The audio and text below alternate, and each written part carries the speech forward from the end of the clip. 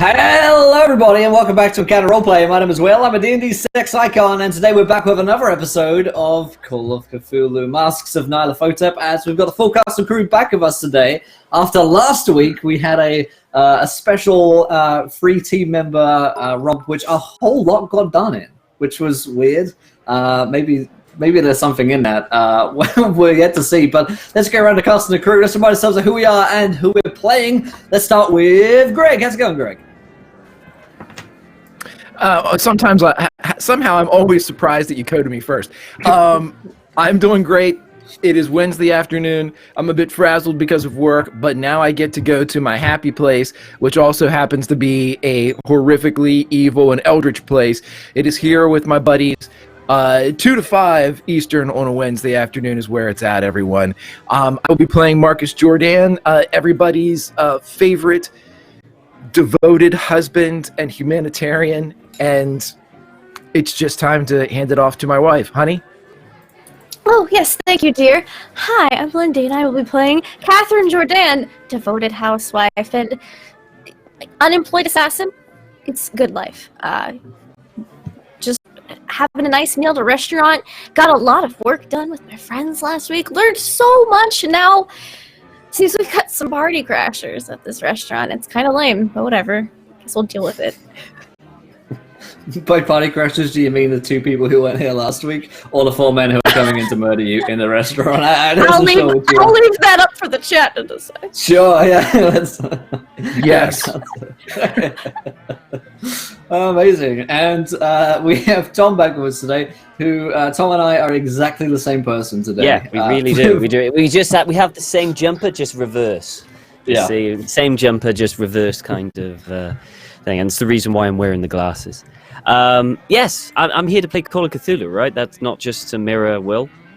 I'm here to actually play, I think so. Anyway, I'll be good. Yes, I'll be playing Lucian Ernest, Dr. Lucian Ernest. He had a lovely meal after all the hard work we did last week. Just so much stuff that we did. And it was ruined.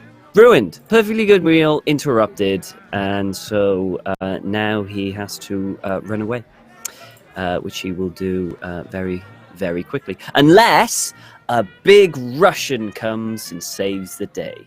Brewer? Well, I certainly hope that I can fill that role. I'm at least halfway there of being Russian and big. Anyway, I'm glad to be back. It was a fun week of shooting new WebDM episodes, but I was sad that I had to miss this for that. And I can't wait to see where the party is and see if we can actually pull off a plan B this time instead of getting sidetracked by a mysterious phone call. But we'll have to see with my esteemed partner in crime, Don. Yeah, I'm glad to be back too. I missed this last week. I did watch the episode, and I heard all of the times you said, "We'll know if they really watched the episode." Well, I watched it, and I thought you did great. Heard what you said, thought you did great. And I thought the one thing that was missing was there's a lot less car crashes than I would have personally liked. So I'm glad to be back behind the wheel with Tennessee Gray and a big scary Russian guy today. Absolutely. And everybody, it's Don's birthday. Happy birthday, Don. And thank you. That could only mean good things, right? Being here, birthday call. Right. I don't know if I believe that. Well, it started out pretty good because World Builder has cheered to give a crit success for Tennessee Gray. Happy birthday, Don. Thank you so much, my friend. And Jill has donated a magic item as well to Mrs. Jordan. So I've already got a cool way to bring that up. But before we get started today, I want to remind you guys of a couple of things. The first of which is that we're sponsored here today by fancygrounds.com, our virtual tabletop of choice. Go and check it out. I'm showing a bunch of handouts, tokens, and maps on Fantasy Grounds in this game at the moment, and you can go and download that for free over at fancygrounds.com or via Steam. And then whalingames.co.uk is a go-to destination for tabletop board games, war games, and more, at up to 20% off the retail value over there. And last but not least, when we hit 20 retweets on this tweet's tabletop loot, give away a set of dice to you guys live there in the Twitch chat. And last But by no means least, you can donate to a further game as well by giving players nat 1s, nat 20s, wild magic surges, and worse. Managed to fix the nat 20s and stuff, so we have them back on the screen for this campaign. So you guys, oh boy, I've got a little extra nat 1 love for a couple of you guys by the looks of things that I have forgotten about. But alrighty, guys, what happened last week on the show? As it was a very eventful episode. I mean, these guys got so much done. It was like something wasn't there that just really was holding them back before, but now wasn't. Not sure what it was, but either way, it worked out really well for the party as they explored and had a conversation with Mr. Edward Gavigan of the Penhew Foundation. And after an interesting conversation with him, holy moly, Latu, thank you so much for that donation. I'm going to get that in just 2 seconds. But Edward Gavigan, oh yes, something interesting happened with Catherine. Catherine had a fun little explore around a back room where there was a sarcophagus and a room which led down into darkness and smelled like burnt hair. She decided, weirdly, not to explore that on her own, instead fleeing back to the rest of the party and reporting back on that information. We also had an interesting conversation with Inspector James Barrington, a conscientious policeman who's trying to investigate a total of 19 murders known as the Egyptian murders here in London. And he pointed a couple of fingers primarily towards Zara Shafiq, who runs the Blue Pyramid Club and also owns a spice shop here in town. And it turns out that Catherine's brother, who are part of the Irish mob, are also working with Zara Shafiq, and he sort of wants you guys not to get any further involved with them because things start to get complex when it comes to family and business, etc. But nonetheless, the party did get a meeting set up with Zara Shafiq at the end of the episode in a lovely little restaurant. Zara told them a story, spun them a little tale, that her people, the Egyptian people who have been murdered here in London, were getting preyed upon by Edward Gavigan, who is part of a cult known as the Black Pharaoh cult. And she, of course, didn't know too much about it, but she claimed that her people had been murdered for their knowledge of this cult even existing.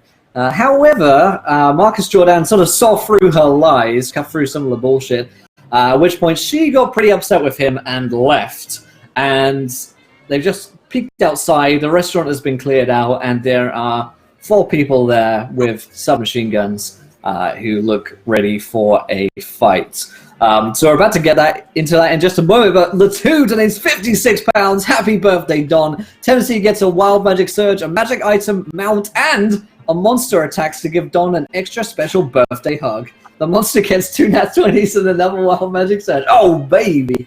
Getting spicy. I love it.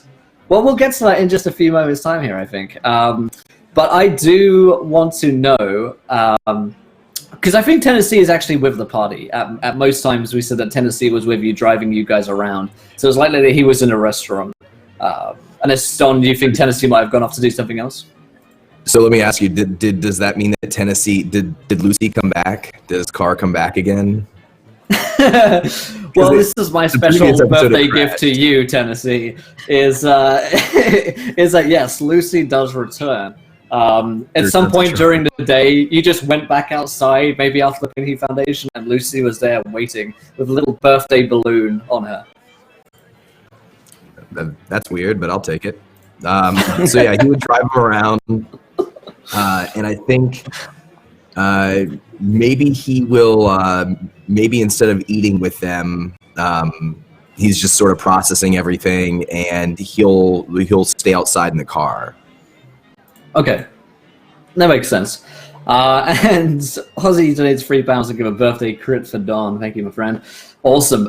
Well, let's start then with someone that we knew sort of drove off from the rest of the pack, Koskov.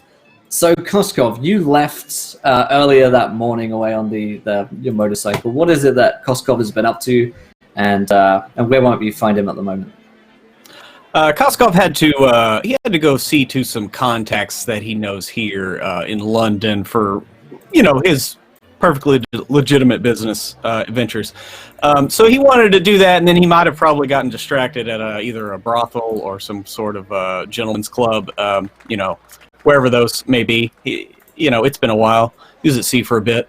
And so, he'd be getting done up there and then looking for the party, like heading back out to try to find out where they went.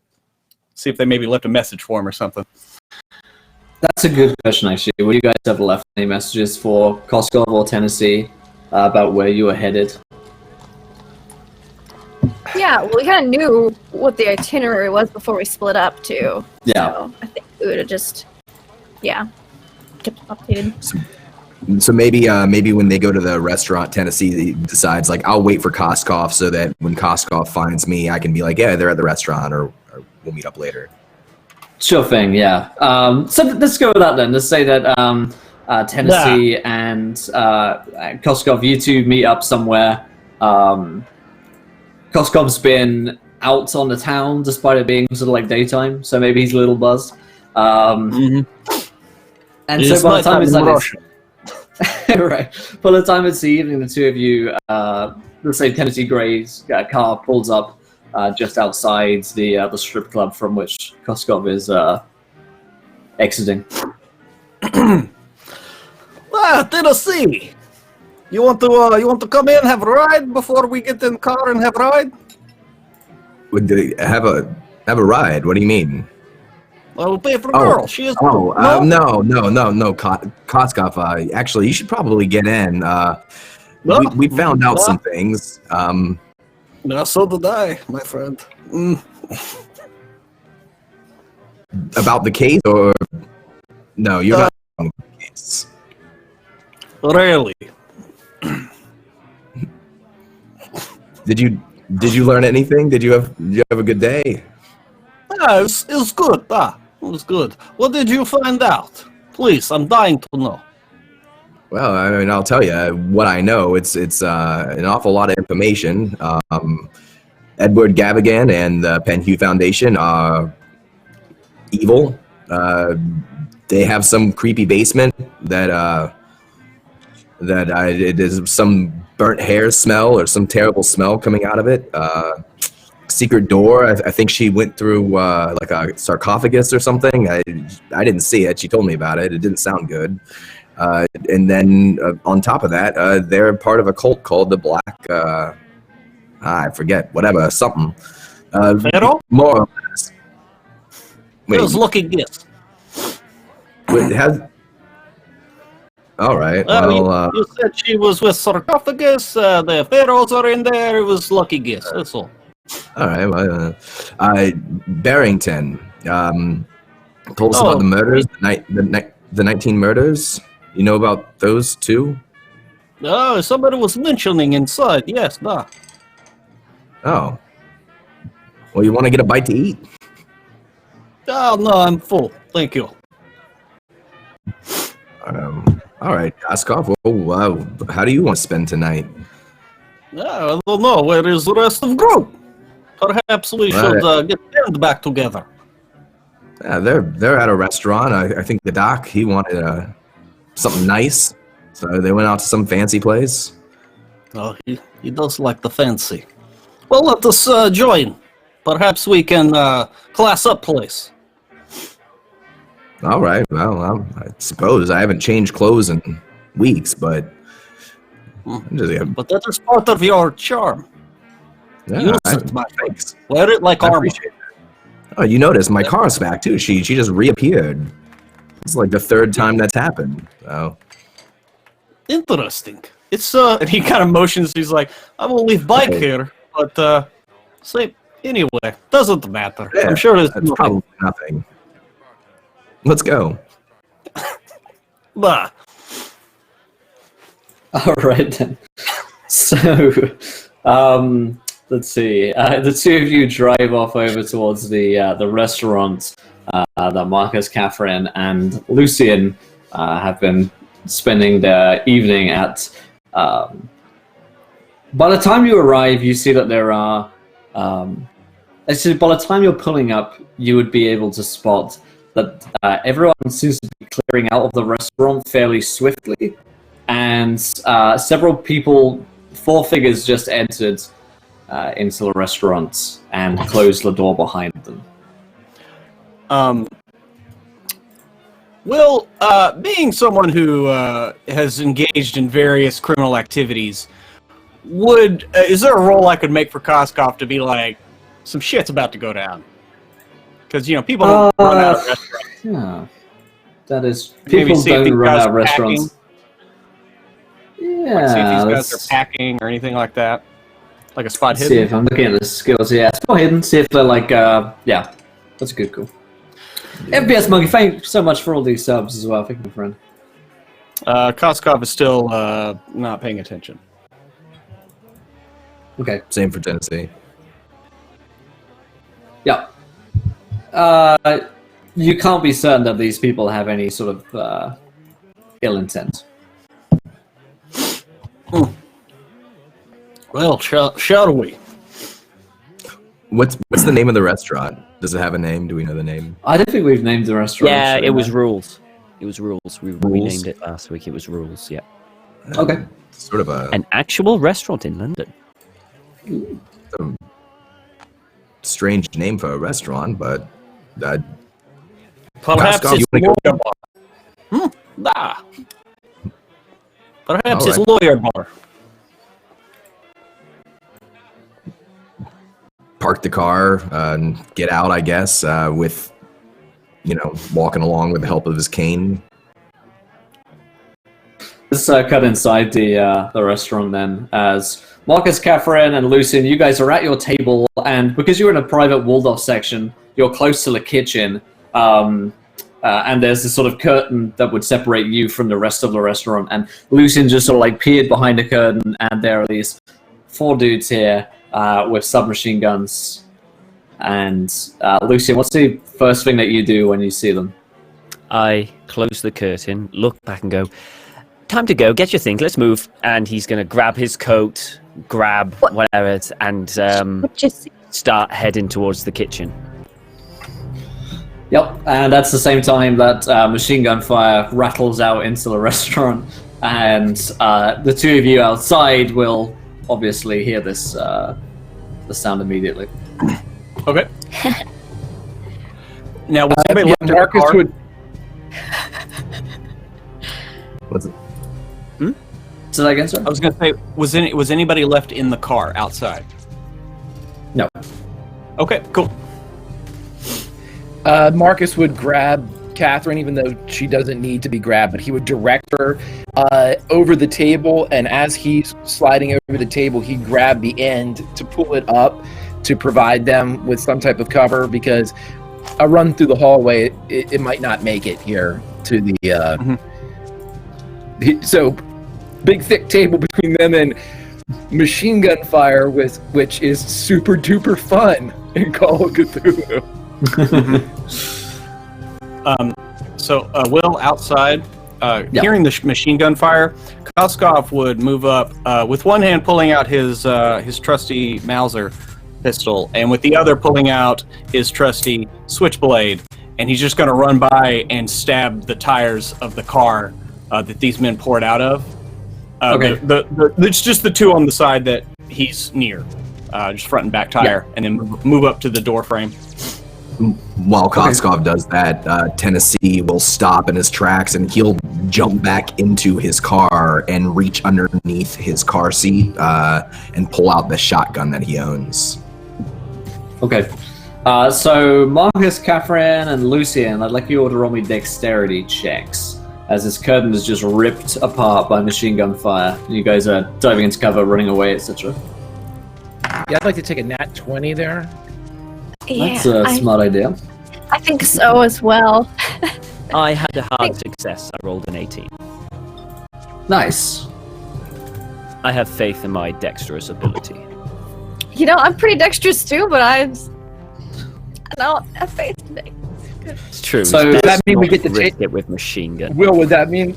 Yeah, do we get the table up then? Are we able Yeah, to so flip what the table? we'll say here is that as you guys dive into cover, you manage to throw the table up and dive beneath it.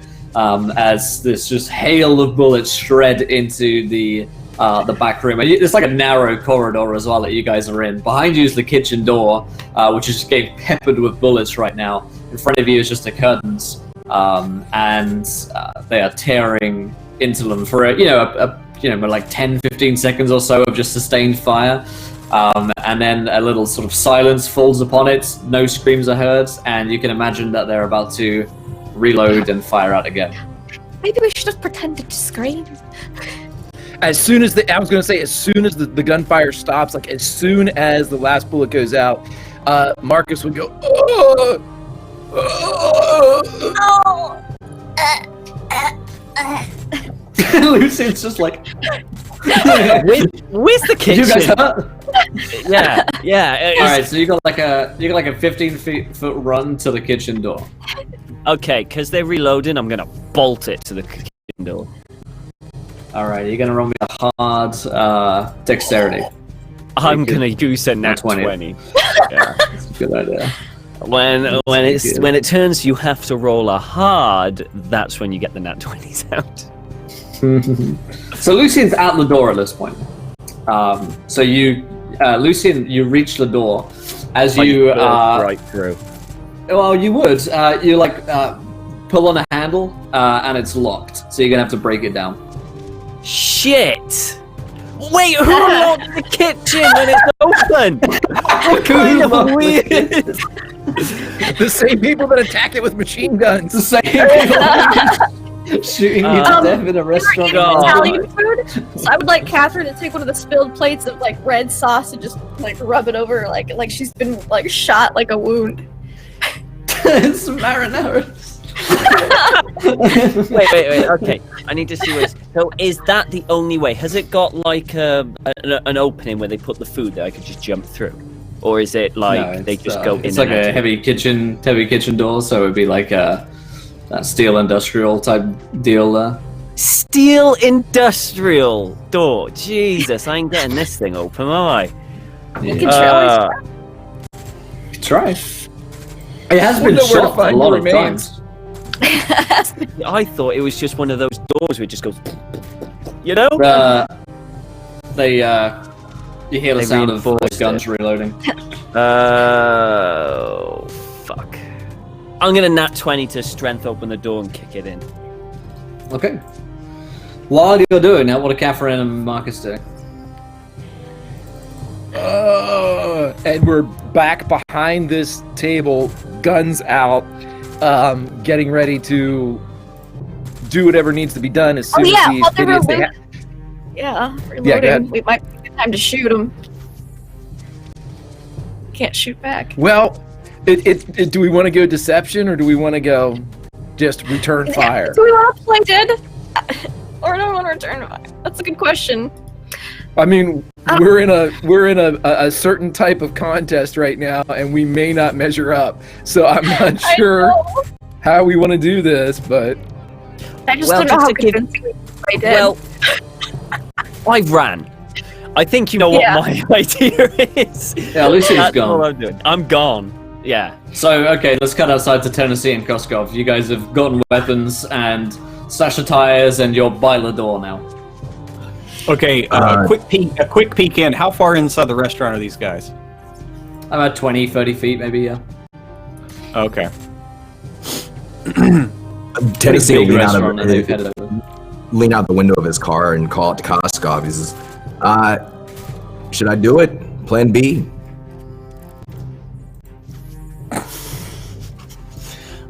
Ah. And Koskov is there a big front? I'm just gonna let him do his thing. Koskov is just gonna like lean in and just like yell out, "Hey fuckers!" and just like pop off some shots at him. Okay. Yeah, right. Go on attack rolls. Yeah. Okay. Are they within? Over towards you. Are they within fan the hammer distance? I think it's 10 foot. So I think. Okay. No. Okay. Well, then I will just fire once. And that is a hit. Awesome. 6 damage. Nice. You would get 2 shots. You get 2 shots. You Yeah. just won't get 3. Oh, okay, cool. Much prefer shooting or punching things. Okay, so that's an extreme success. Don't know if that matters with a pistol. Nice. And 12 damage on top of that. Nice. You tear open this man's skull like a melon with 2 shots, and he falls down dead before he's even allowed to get the chance to scream. I also want to quickly check Tennessee Gray's wild magic, which is that his arms and torso are encased in tight-fitting steel plate. So Tennessee's got some kind of like, he's fucking bionic man now. he's got some old school armor that It's he's what wearing. happened after the car crash in the movie thing. That's what they. He looks down to his arms and down to his torso, and that's weird, but I'll take it. All right, here we go, Lucy. He's gonna drive Lucy into the front of this restaurant with the shotgun out. Gonna get the car as far as he can, and then unload a shot into this group of people. Alrighty. That's his goal. So as you're driving the car up, okay, so Marcus and Catherine, you hear "Hey fuckers!" and a couple of shots go off.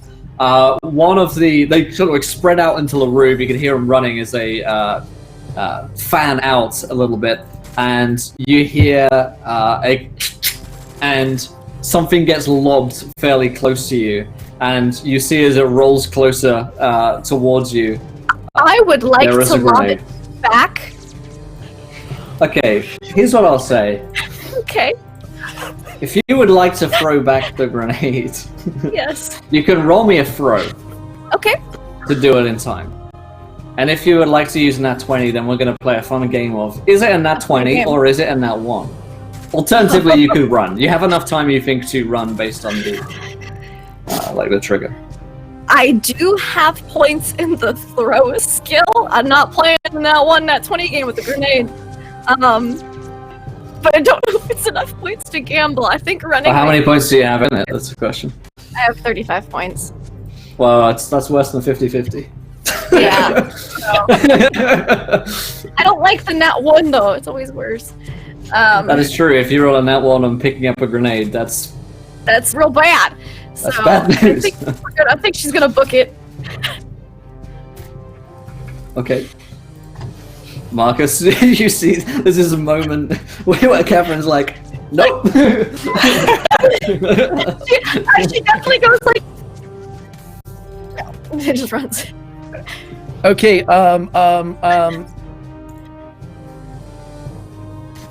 shit. We can't run back towards the dock because he's not going anywhere. The dock's at the fucking door. We can see that too, right? We basically can Well, the dock, see him he's sitting actually, there. he nat 20 burst through, so he's in the Yeah, kitchen he's right in the now. kitchen. So the door is open, Oh, you could run through. Yeah, In that yeah, case, that's why. to the kitchen. Yeah, to the kitchen. And what the one thing that I was going to say that Marcus was doing while we were the whole way. right, the one thing that Marcus was doing while he was prepping and they were behind the stuff, any trays that had dropped off that were holding the decanters and everything, he was taking and he would slide one down the front of Catherine's dress, and then he'd open his own shirt and slide one down to give them some, basically gangster armor. As then he's going to just haul ass towards, obviously that he didn't stop and be like, wait, grenade, let me do this real quick. That was happening before. And then, Yeah. Okay, so as you two run, Catherine and Marcus, one more dex check to evade Okay. hail of machine gun fire, Sure. which is sort of being like random sprayed through. Yeah. oh, thank Christ. Oh, let me look. I'm gonna sizzle. I'm gonna. think- What was that word? Uh, I'm gonna sizzle. So, I guess I don't think getting hit by machine gun fire would be good, so I'm gonna spend some luck and make that a success. You can push the roll. I could, Will. You have to get. I hard, like though, the so- idea. Personally, Gotta get a hard. I think your odds are pretty good. How much luck would you have to spend? 9. Spend 9 luck. Well, how much had, luck like, do you have? 20. That's the question. 30. Oh, All right. more than me. Ooh. So it's So- take your luck down to 21 or push Yeah. it and try and get a hard success. I I mean, think you're lucky to still drink in most states, so. it's true. I think I'm just gonna spend the luck. All right. Okay. Not been rolling hot today, so. You spend luck and at the last moment dive behind a steel door, and as you guys shut it behind you, it's as much a shield as it was a trap previously. Koskov, let's go Tennessee, Gray, first of all, because this is going to be epic. Tennessee, you've got a car, you've got a shotgun, what's happening? I'm driving the car. I'm driving Lucy through the front windows of this restaurant, Yes. and then I'm leaning out through the window if I can afterwards and unloading the shotgun because these guys are grouped together, right? There's 3 guys. Well, they They've all got did sort of machine guns. they have fanned out into Okay. the room after Koskov shot them. They're no chumps, but you could definitely at least shoot one of them. Okay, first of all, let's get a drive auto from Tennessee. Okay. The hard success. Nice. So the car just rams through the front of this restaurant, which was not designed to withstand cars. It has already the hinges of several of its doors have been blown off. Tennessee just crashes through. I mean, the car loses momentum when it does so, but nonetheless, Lucy chugs through. The fresh coat of paint that had been just placed upon her is once again completely ruined, and you lean out with your shotgun, and you can see one of these guys who is in cover behind a table. Okay. And how close am I? Do I see the grenade that they threw?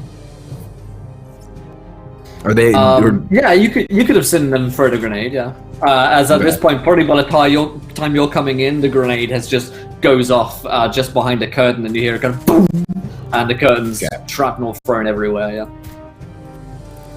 All right. Yeah, I'll take a shot at the guy who's out of cover. They hit for 11 damage. Nice. Yeah, you fire the sawed-off shotgun into the table, and you hear a from behind it as blood kind of flies up. Koskov, we'll give you a chance to react here too before these guys get a chance to return fire. Okay. Are any of the remaining 2 out of cover at all? All 3 are in cover, behind like wooden tables and maybe a pillar. It's like soft cover. Okay. Then Koskov is going to he's going to actually strategically move around and through the hole that was just created, and kind of on the other side of Lucy, using Lucy as cover, and kind of move up to support Tennessee. So I'm sure that will be his whole action. Okay. So you move up towards Tennessee and into cover behind a car, presumably? Mm-hmm. Yeah. Into cover, definitely. Okay. So, these guys are going to return fire to Tennessee, and probably can't even see Koskov, but one of them will lay down some covering fire at the very least. Okay, Tennessee. Oh boy. I don't get a dex check. Yeah. Well, you're in cover. Well, they can straight up see you as well. They're not blind firing anymore through the curtain. You've ran in with a car. So I think with machine guns, I roll 3 times for a spread. It's been a while since we've used this. Someone know if that's correct, or am I making that up? I have it here. I know, but It's based off of your tiered roll. So regular, hard, and extreme. The more dice you roll for each. That's cold anyway. Yeah, I'm looking at the red. Oh wait, let me just find a stat block here. Oh yeah, okay. Boom and boom. Second one's a miss. Third one's for spray. It's also a miss, but one of them is gonna find its mark there. Tennessee, as you're hiding behind Lucy. She provides a fair amount of cover, does old Lucy, but not quite enough. Oh, 3 damage. Nothing. A bullet sort of like finds its way into your shoulder. The other guy's going to be firing at Koskov, so he's going to have hard rolls while you're in cover. 8-3 isn't going to do it, nor is a 100, nor is a 67. So Koskov, you're in cover while this rattle of machine gun fire heads out into the restaurant and into Lucy. You can hear Lucy just almost groan as she is shot. She's not happy. Marcus, Catherine, and Lucian, you guys make your way out into the kitchen. There's a way out into the back, back street from the kitchen. What do you guys want to be doing? Lucian's gonna run down the alleyway, opposite way to where the front entrance is, so away from where they are, and he's gonna see if he can hail a taxi to get the fudge out of here. It's London. There's taxis all over the place. It's true. And it's a popular area, restaurants and stuff. Right, which means that the police response should be almost immediate. When we get into the kitchen, is it littered with the bodies of the people that have been working there? Or are they pieced out too? It looks like everyone cleared out the restaurant before, so no one is shot. There's not like a massacre here. No.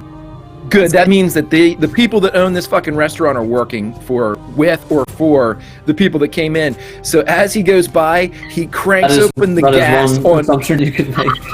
Yeah, Yes. he cranks open the gas on all the stoves and the burners as he just cranks them full open. I'll help. I know exactly what this is planned. This is one of the assassination methods. It's just for blow the house up. Yeah, cranking them on the stoves. So he just cranks them open and keeps running through. So if somebody runs in and sees him and shoots,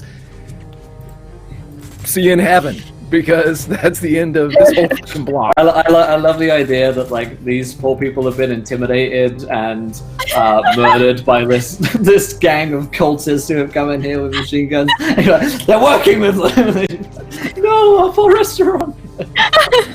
That plays out in the back of my mind there. That's kind of your head canon has chapters written about what's going on. these 4 people.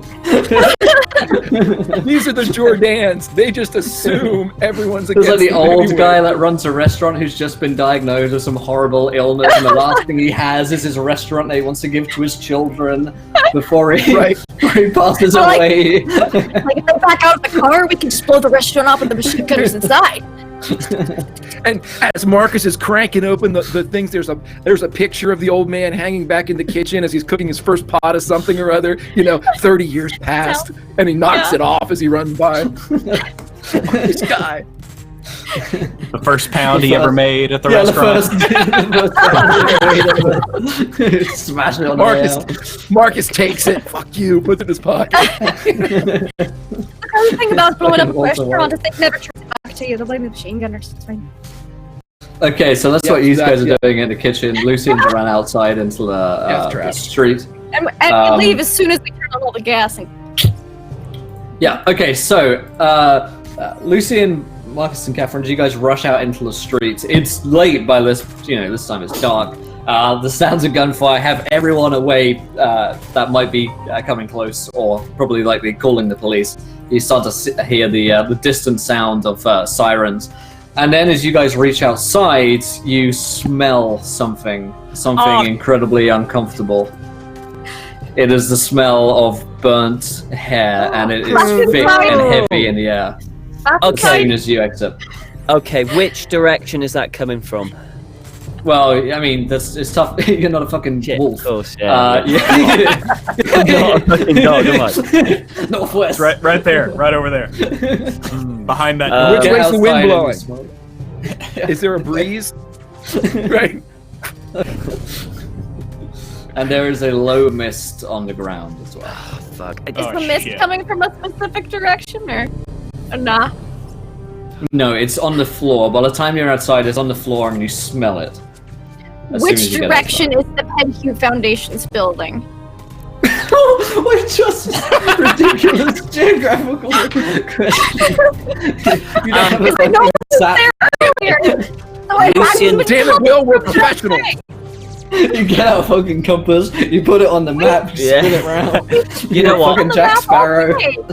I have a sextant out. Lucian his priority is to get the hell away from the machine guns. So he's gonna go. He doesn't care. He's gonna go down the alleyway away from the main road where the machine gun, I was where gonna ask, the main are there entrance people is, on- and he's just gonna bolt. He doesn't care. He's bolting. Will, can we see the stars? Oh jeez. No, because it's London. It's all smog. Are there people on the Correct. street like, oh no, the restaurant? Are there people like that outside, or are they all like boarded up inside their Everyone's Has house? someone running got inside like by an the odd-shaped Okay. stick where you could follow? You know. Is there moss Water. growing on Lucian? Yeah, where's the mouse growing? What direction is the Penny Foundation for here? Fuck out of here. Alright then, so Backtracking all day. That's why I asked. you guys are outside, there's a smell of burning hair. Koskov and Tennessee back inside, you're starting to hear the sound of distant sirens, and they have just laid machine gun fire into Lucy. Are they out of cover? No, they're firing from cover still, yeah. Tennessee, perhaps we should go. Cops are showing up. Ugh. No. I want to see this through. Okay. And Koskov pops up and fires over the hood of the car. And he's using the car as cover, right? Tennessee wants to drive the car further into the restaurant so that he can like ram it into their cover, like knock them out of the way. Yeah. Yeah, I mean, like I would like Koskov just kind of ran around to the passenger side and is kind of like hanging on so he can like step up As on I'm one of the driving. sideboards. Yeah, and he'll just like Okay, you can roll some attack rolls as you're rolling past them. They are hard because they're entrenched in cover now. Gotcha. The wild magic surge I rolled for the thing in the fog is fucking amazing, by the way. Thank you, Lucy. Is it like good fucking amazing or bad for us fucking? Well, you know how the thing in the fog is invisible. The Yeah. wild magic surge for it is one side of the thing in the fog's body is rendered invisible for 1d4 weeks. So it's like, So yeah, it means it's Can I- visible now. maybe one half of it is visible now. Can I use the car? Can I make some kind of driving roll to try to knock away their cover, like smash it into so that they have to move away, so that I can open them up for Yeah, Koskov? you could write me a drive auto to do that. All right. I will spend 3 luck to make that a success. Okay, cool. So it looks like both you guys are gonna... both Koskov's attacks are gonna hit. And Tennessee, you can roll an attack roll here as well. Oh. All right. Okay. Oh, because you knocked their cover away. Got it. Yep. Oh. So that's 3 and fuck you. How about that? Sorry. So One of the 3 and guys 3. is already wounded. I will shoot Yeah. him. Yeah, that does nothing, unfortunately. He's, you can tell this guy's wearing some kind of protection. All right. I'm going to use a crit on my attack roll. Nice. And whichever guy looks the meanest, that's the guy I'm shooting. Okay. So that'll be 28 damage. Ooh, yeah. How do you blow him apart?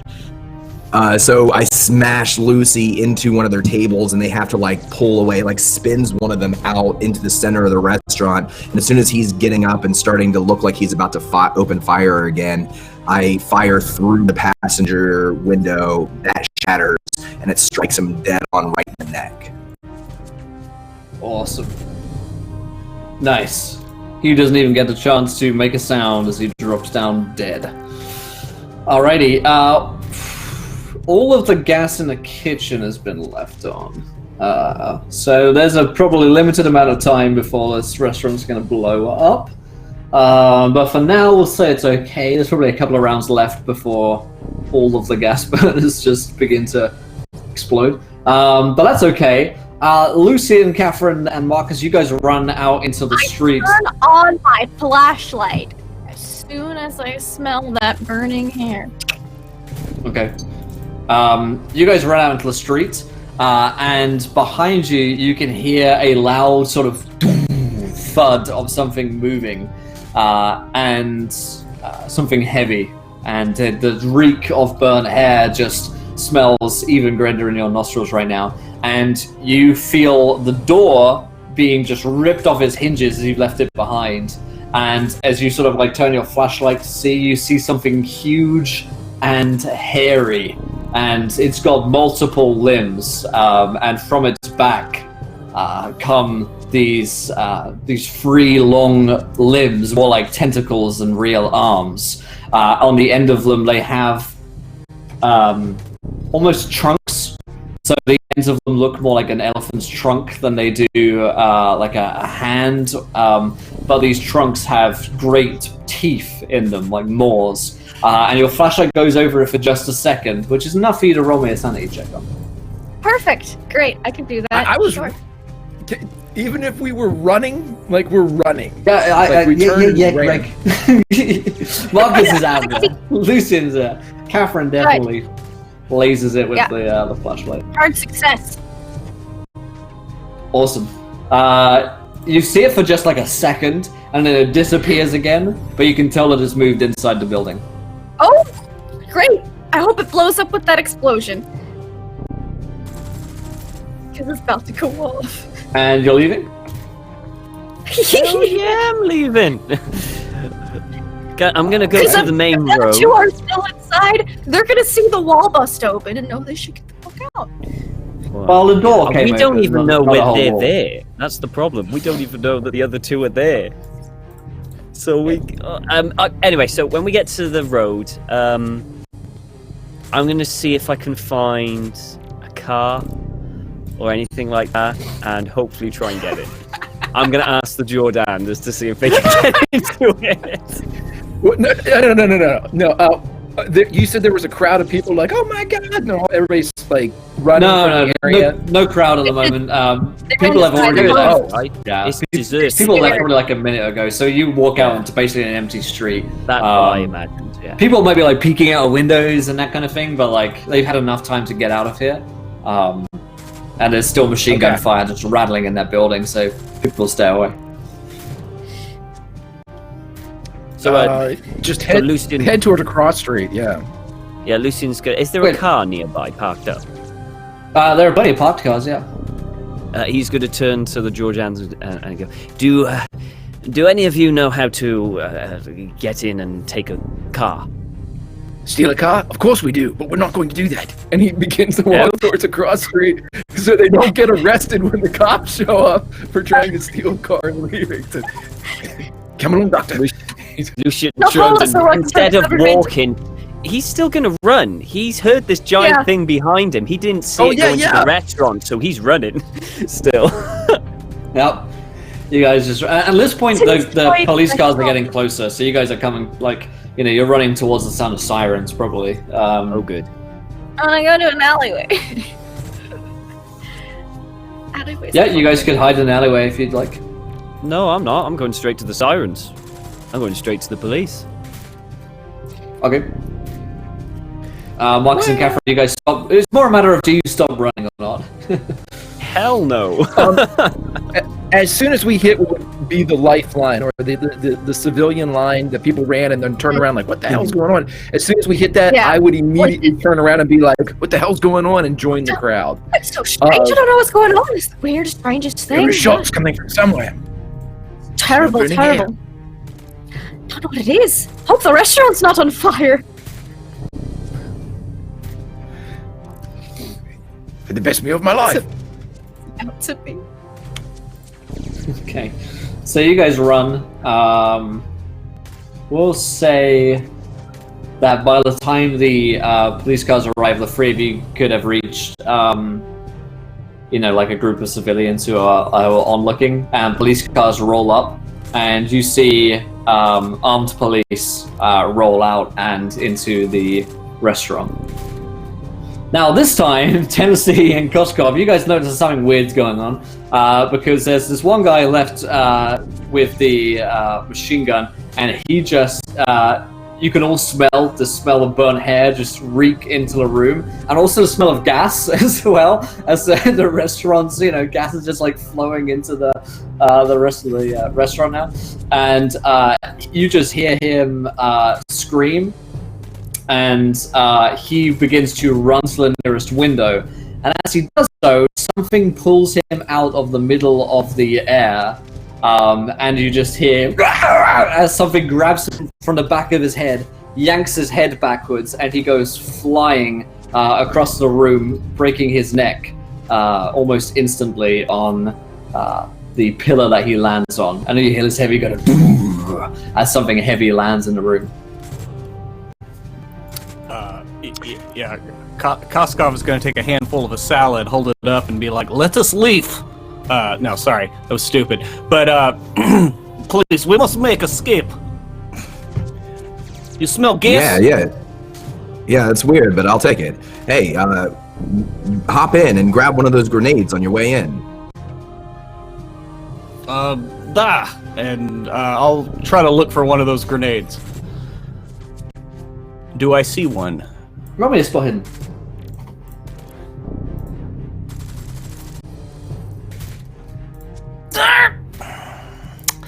I'm going to spend 8 luck. All right. Yeah.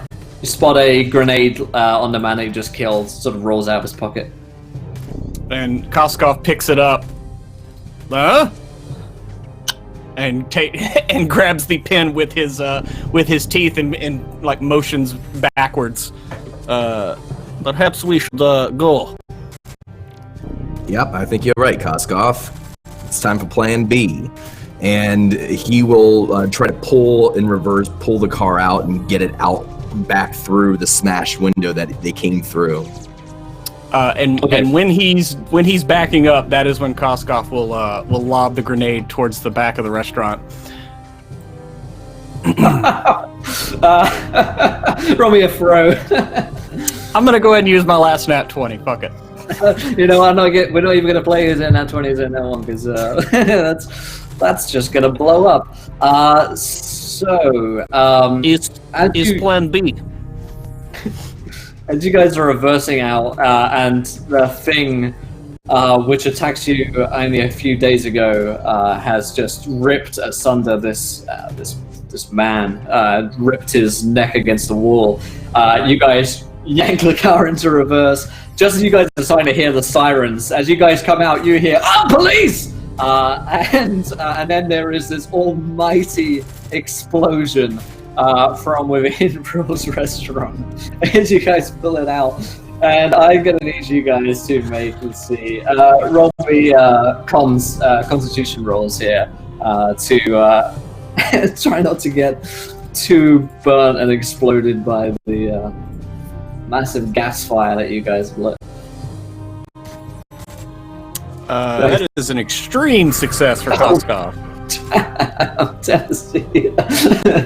Oh my god! I am going to. I'm going to push this. Okay. I'm going to push this roll. So I have to get a hard. I have to roll a 30. Pretty bad. Yeah. Okay. Oh no! Free luck. Can you spend luck on a hard roll, on a push roll? You can't spend luck on a push. Oh no! Thick. Okay. Well, that's something. We're gonna say then that Lucy is in for a bad time. As you like stick her into reverse, you try to get back out, but like you're stuck. You know, there's like a body underneath you, or there's a table and the door, something's stuck. And as you try and get out, you realize that as Cuscum's loved a grenade, this is about to go off. So you guys, duck behind the windshield as best you can, as Lucy is just ripped out from the building. And there's probably several flips and turns as this just smoking ruin of a car exits from the building quite unceremoniously, and the rest of the restaurant is just engulfed in a fireball. And we're gonna roll some damage for you guys here. So 7, and that makes sense for Koskov to only take 1. So Tennessee, as you are blown apart, Koskov gets a chance to get into a bit more cover behind the car and rolls of it a little bit more, whereas you get some pretty nasty burns and rather bloodied by the time that the car finally ceases. And there are sirens everywhere and screams, and your ears are completely blown out, so you've got a sort of like white noise from the explosion. 3 of you guys are watching on as a car just blows itself out of the building that you recognize to be Lucy. Oh shit.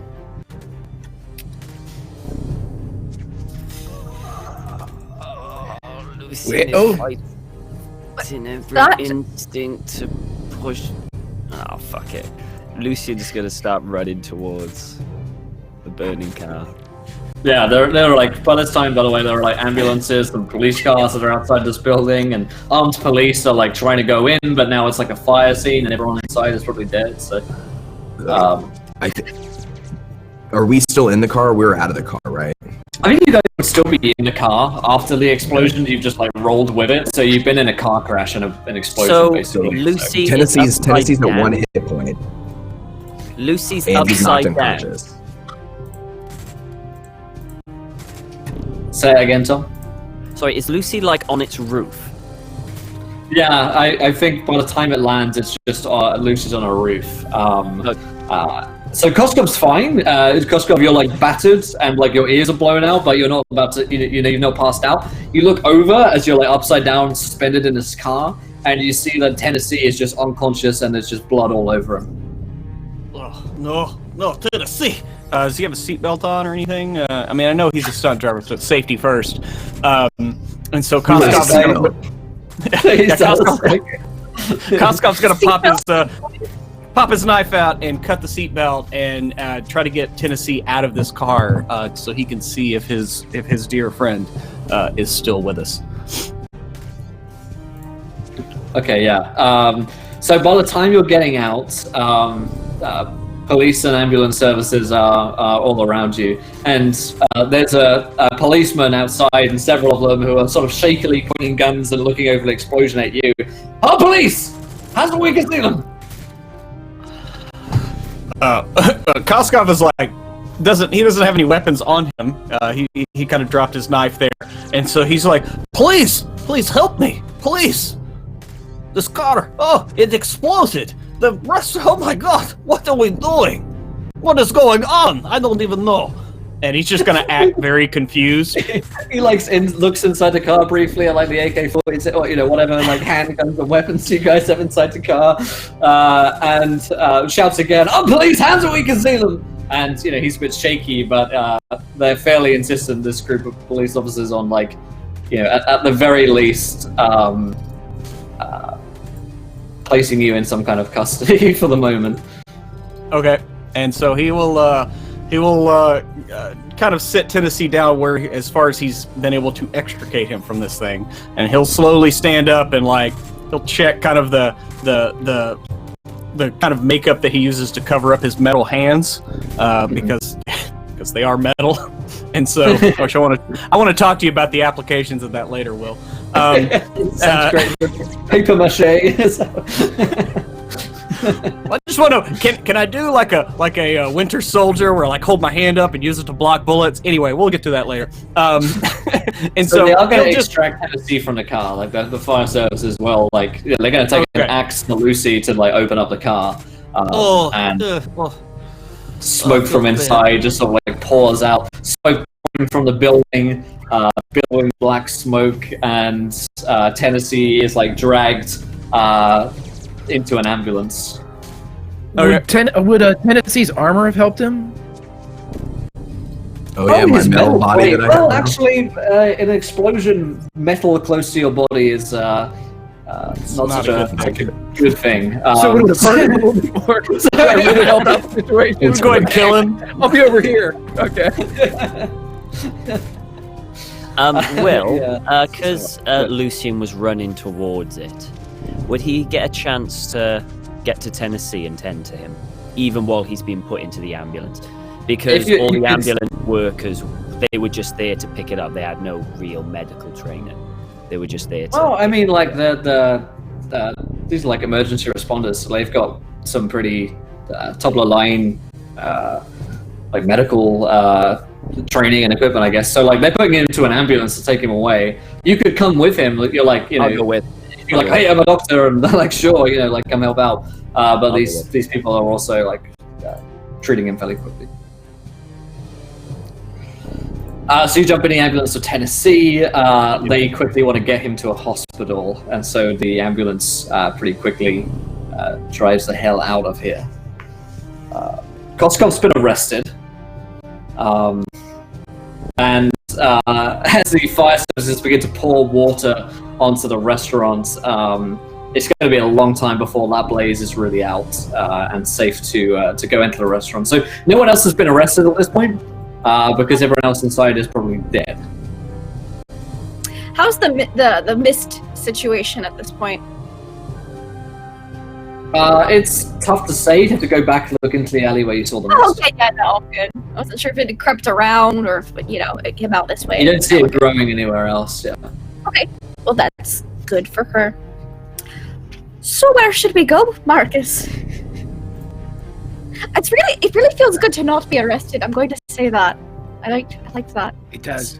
It's a Especially first. since we don't have credentials, so We don't. Let's get a drink. High five. I mean, I guess we could get a drink and maybe pop by the doctor's house. Busted in there too. Let's just get a drink and we'll check in on. I'm sure we can figure out what hospital he's been taken to. And concerned visitors. All right. Sounds good.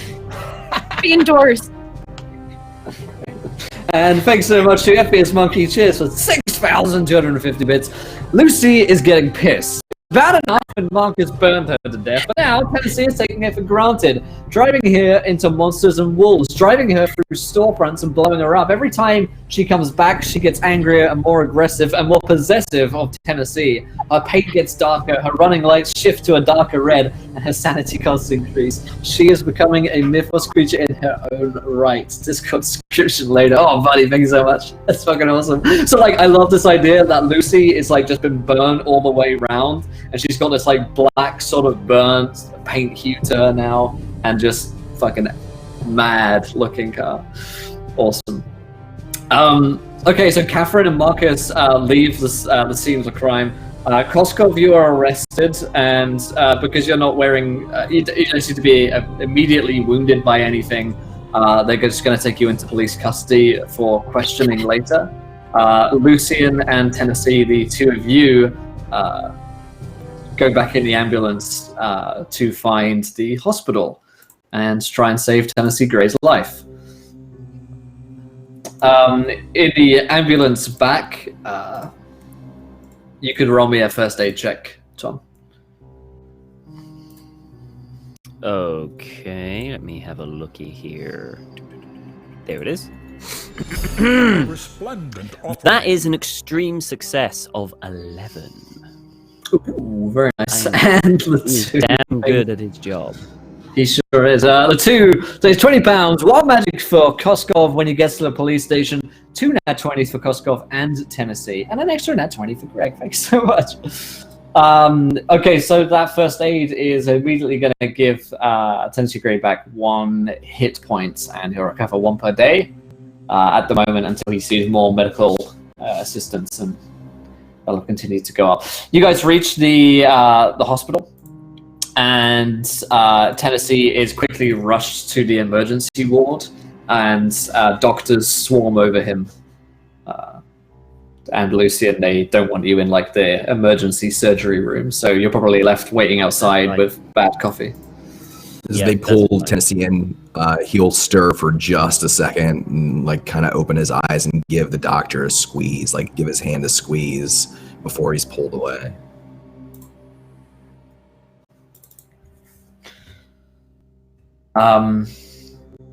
Marcus and Catherine, how hard are you trying to find the hospital? I think they definitely want to know where Yeah. he's taken to, so decently hard. We'll say then in the next hour or so, having asked around, maybe people in the crowd, or Oh, I heard someone was making a really few injured. Yeah. Oh. you guys would be able to find a hospital, and we'll say then that you guys meet back up with Dr. Lucian. Dr. Lucian.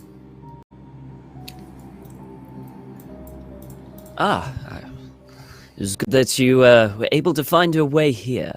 How are you two? You weren't hurt, were you? Oh no, this is just marinara sauce. And I'll just Okay. do like the spot on her Okay. shirt.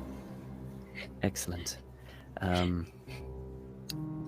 was with Tennessee. I was able to stop the bleeding in the ambulance and good. stabilize Okay. him. He's just being looked after now. He should make a full recovery. Well, Koskov was arrested, but he's got government credentials, so I don't think that'll last too terribly long. But good to know Tennessee's all right. I didn't know he drove his whole car in there. I didn't know that either. I had no idea they were even there. But he has a habit of driving that car into buildings. I think He does, doesn't he? Maybe the car Um, just really likes buildings.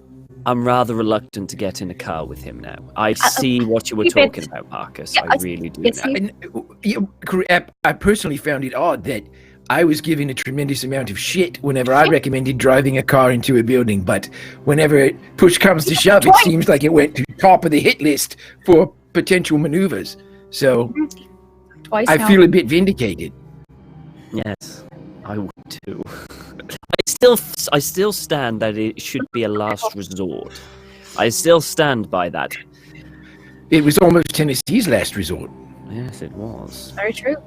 Right. Well, we have 2 options here. I could go down to the police station now and get Koskov out immediately.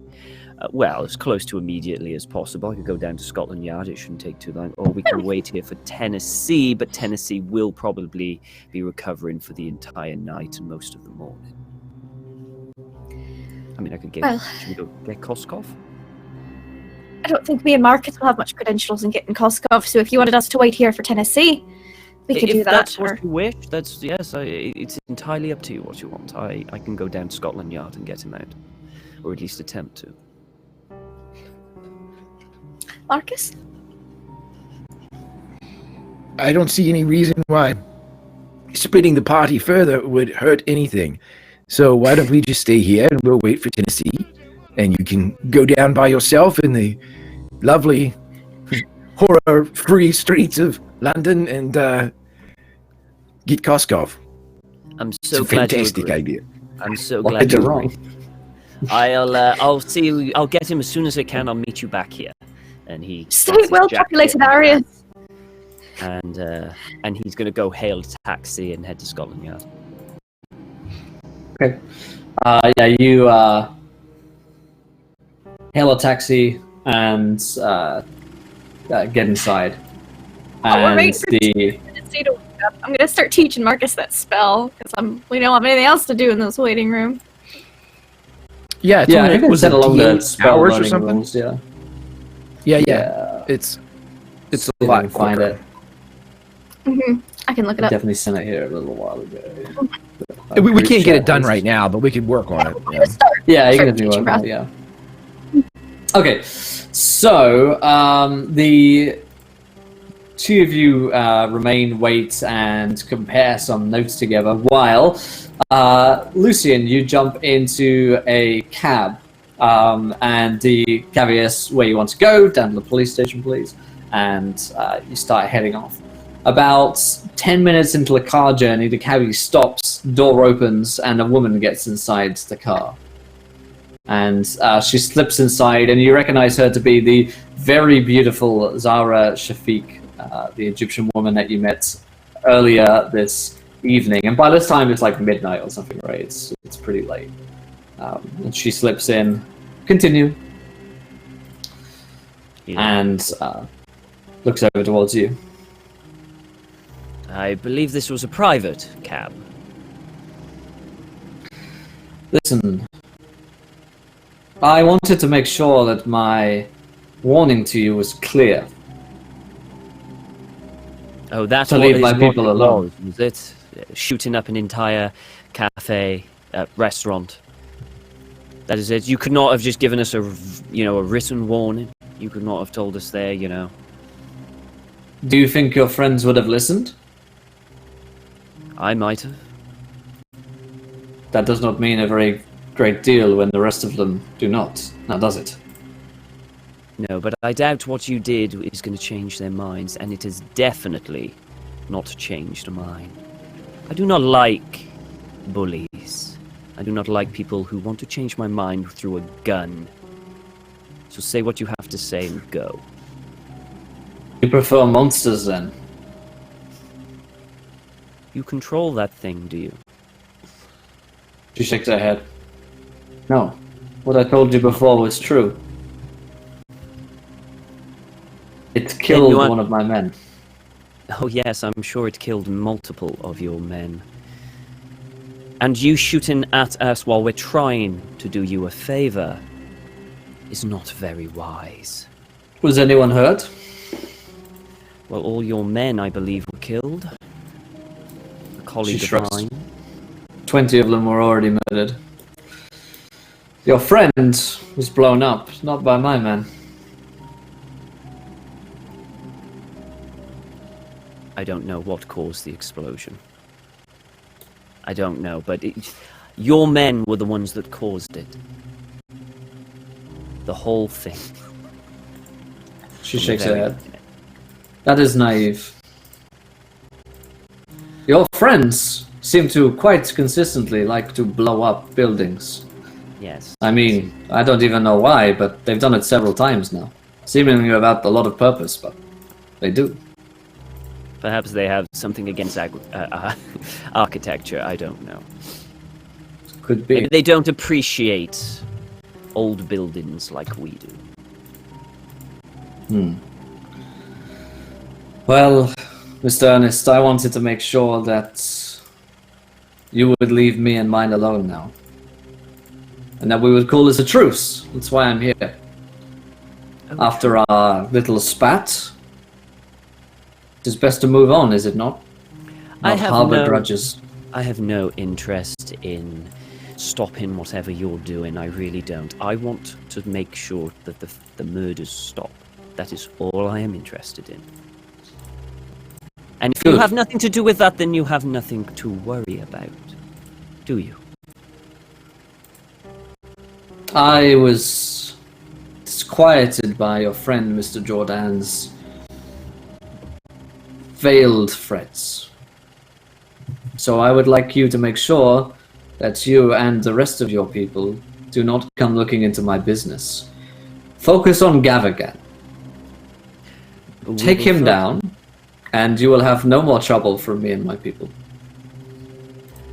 We will focus on the murders, and if you happen to come up during those investigations, then so be it.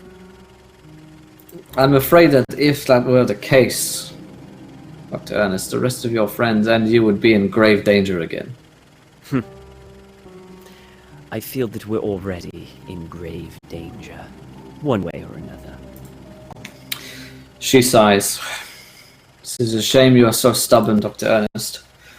I will have to make another threat then. If you do continue to investigate us, then I will kill her brother, Colm Maguire, the Irishman. I have him, and I will not release him until your investigations are finished. Such a time when they are, and I am certain that you have no longer any interest in my people, then he will be released unharmed. Are we clear? And this is supposed to persuade me. Why would I care about her brother? It's not you that I really need to persuade. You are not the one that goes in blowing things up. It is the Jordans and the rest of them. Tell Then Catherine that I have her brother. She will understand.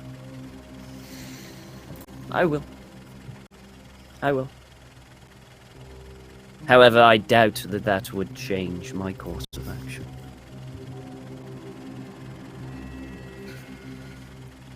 Very well. I do not make threats idly, Dr. Ernest. I will kill you and your friends. I will try and harm them as best as I can, and I warn you that I am well-resourced in such matters. Back there was just a drop in the ocean. So I give you this polite warning to back off, investigate Gavagan only, and leave me alone. If you cannot make me that promise, things are going to get ugly again. As I said before, we will investigate the murders and make them stop. That is all we are going to do.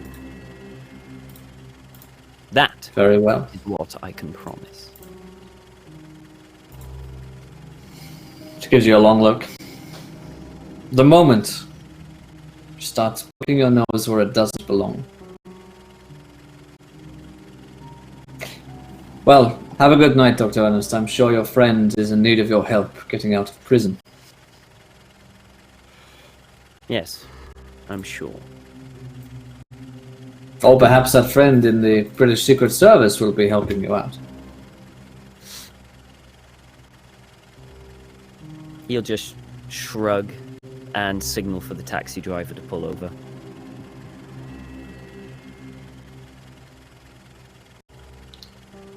Good night, Dr. Ernest. Good night. And as you get out, the car pulls on, and you're at the police station. Now, let's go over to Koskov. You were arrested and put in a cell for a little while, but not too long after, maybe like an hour after this, you are brought out of your cell, and you see Inspector James Barrington in a questioning room, I guess. So it's just you, a table, some one-way glass, and Barrington. He looks tired. He's got coffee, and he offers you some. As it's like, it's like gone midnight, like 1 a.m. at this point, and he's sort of running his fingers through the bridge of his nose as though he's quite tired of us being awake at all. Mr. Romanovich, please do take a seat. Thank you. It's possible. What can I do for you, Inspector? Well, Koskov, earlier this day, 4 men were shot dead in Rules. Then Rules blew up. And you and your friend were in a car that exploded and came out of the restaurant armed with explosives and firearms. And I mean, where would you like me to begin, I suppose? By saying good job for Her Majesty's and the Queen and the country. Come on. Yes. I suppose I should ask, what on earth you were doing there? Me and Tennessee were looking for a place to eat. We show up, there is shooting, we shoot back. Average night in London. I'm afraid that is not the average night in London, Mr. Romanovich. Even Perhaps your I spoke of your superiors in the British Secret Service, and they have allowed me to ask you some questions before releasing you. But I will warn you that they did seem quite upset with this display, Mr. Romanovich. I believe you're in for a bit of a bollocking, as they say. Ugh. Hope they ask permission first. Quite. So, Koskov, if I may call you that, Well, what was going on there? The bodies we found, we've identified to be Egyptian. Is it something to do with our last conversation? I mean, we are thinking, possibly. I was meeting friends to see if we could get more information. Never got chance to have that conversation. But odds are good. We are looking into that which you want us to stop. So, our methods Zara are... Shafiq, then. Did you speak with her? I personally did not. No. I see. Is she dead? I cannot tell you this information. I do not know. You didn't kill her there, then? I did not see a woman. No, it was all men. With the Thompson, the Tommy guns. Right. Yes. Well, Mr. Romanovich, no doubt your friends will be here shortly, and I have no right to keep you here any longer while the British Secret Service protects you, but... May I ask, man to man, that you stop blowing up my goddamn country? Well, I will do my best, but, in all fairness, it was their grenades, so... I wanted to make small boom, not big boom. But I will do better. Yes, it appears as though they left kitchen burners on to create quite the bomb, but... well, I suppose there's little left to be done. Please, if you find something on Zara Shafiq, you must tell me. And before you murder her or any more of her people, there need be no bloodshed. We can prove that she is guilty of crimes, and let us have the Crown prosecute her. I do share your dream for that to occur, but do know if she is shooting at me, I will shoot at her. That is just way of jungle. Laws, rules, you might say. All I ask is that you are not the first one to fire. I will be last. Do not worry.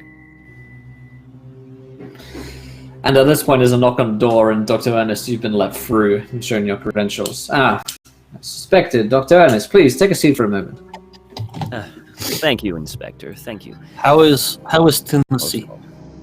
He is fine. He was stabilized. He's going to spend the night over in the hospital, and he should be fine in the morning. Given good. Takes care. That is хорошо. It is good news indeed. By the way, your wild magic search Koskov from the 2 is, tomorrow you meet an immortal, desperate, and unable to die. So Lucy. Lucy, right? Could be Lucy, yeah. Waiting in the police impound. Somebody kill me! Yeah. I just want to die!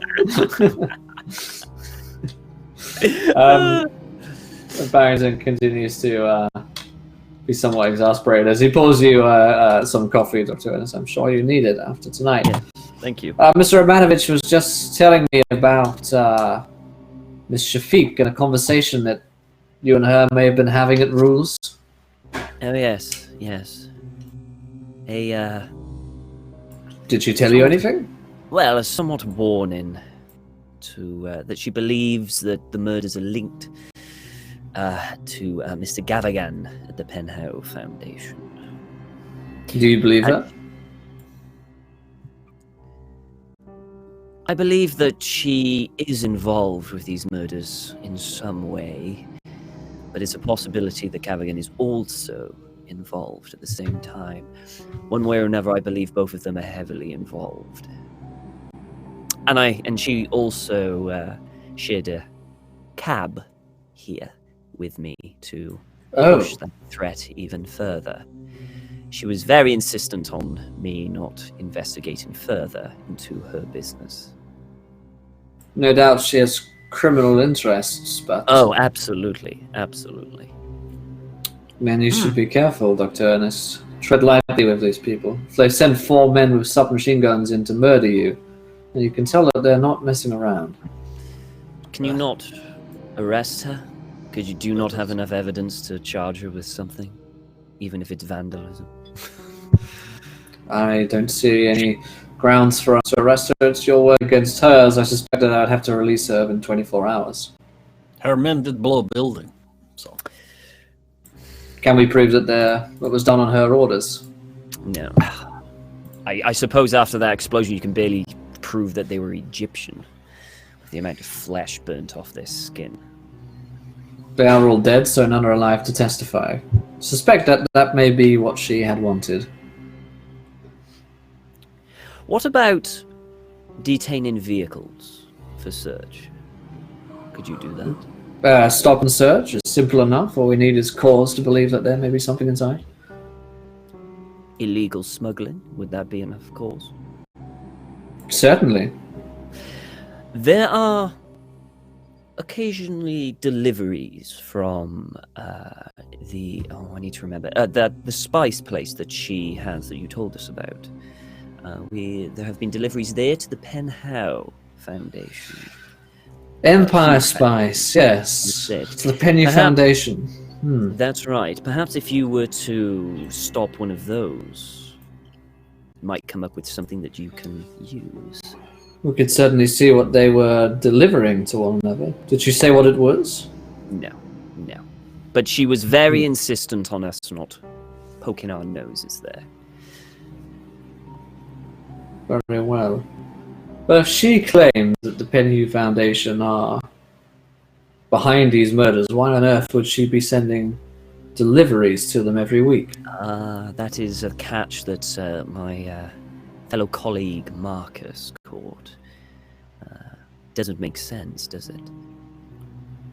Perhaps she's trying to frame someone in the organization so she can get away with same crime.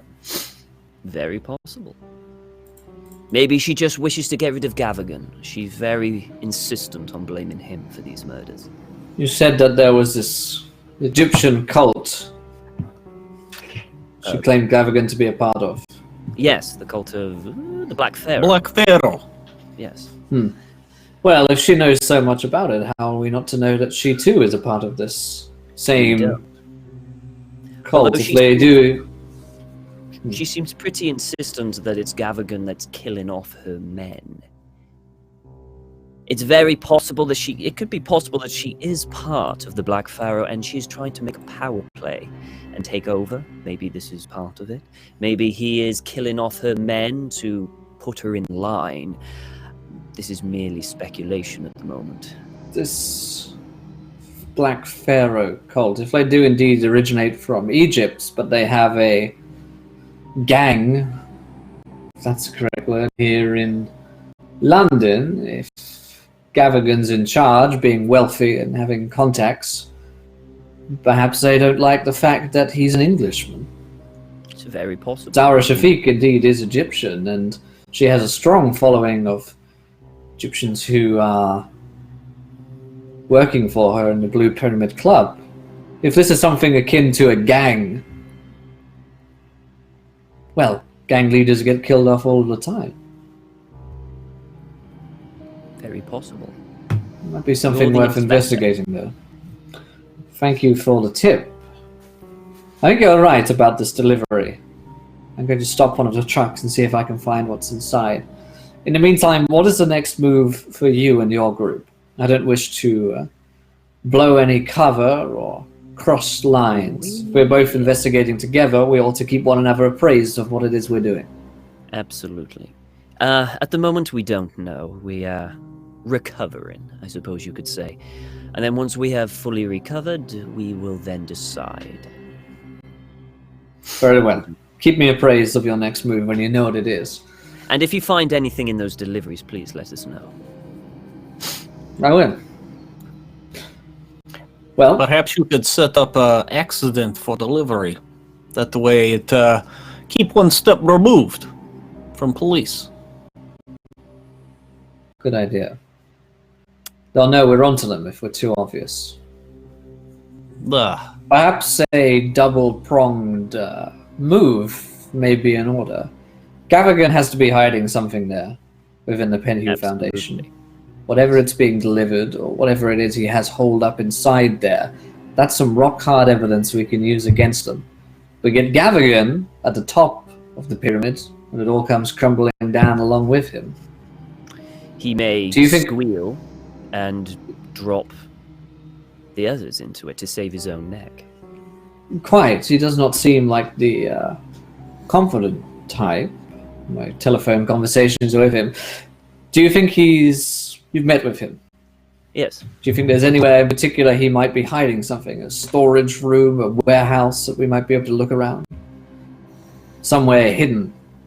Lucian thinks for a moment and then pauses. Perhaps a warehouse that the Penhew Foundation use? Nothing springs to mind just yet. But if something does, I'll let you know. Very well. Well, that would be my only other idea. But I'll keep you up to date with what happens as it does. Thank you.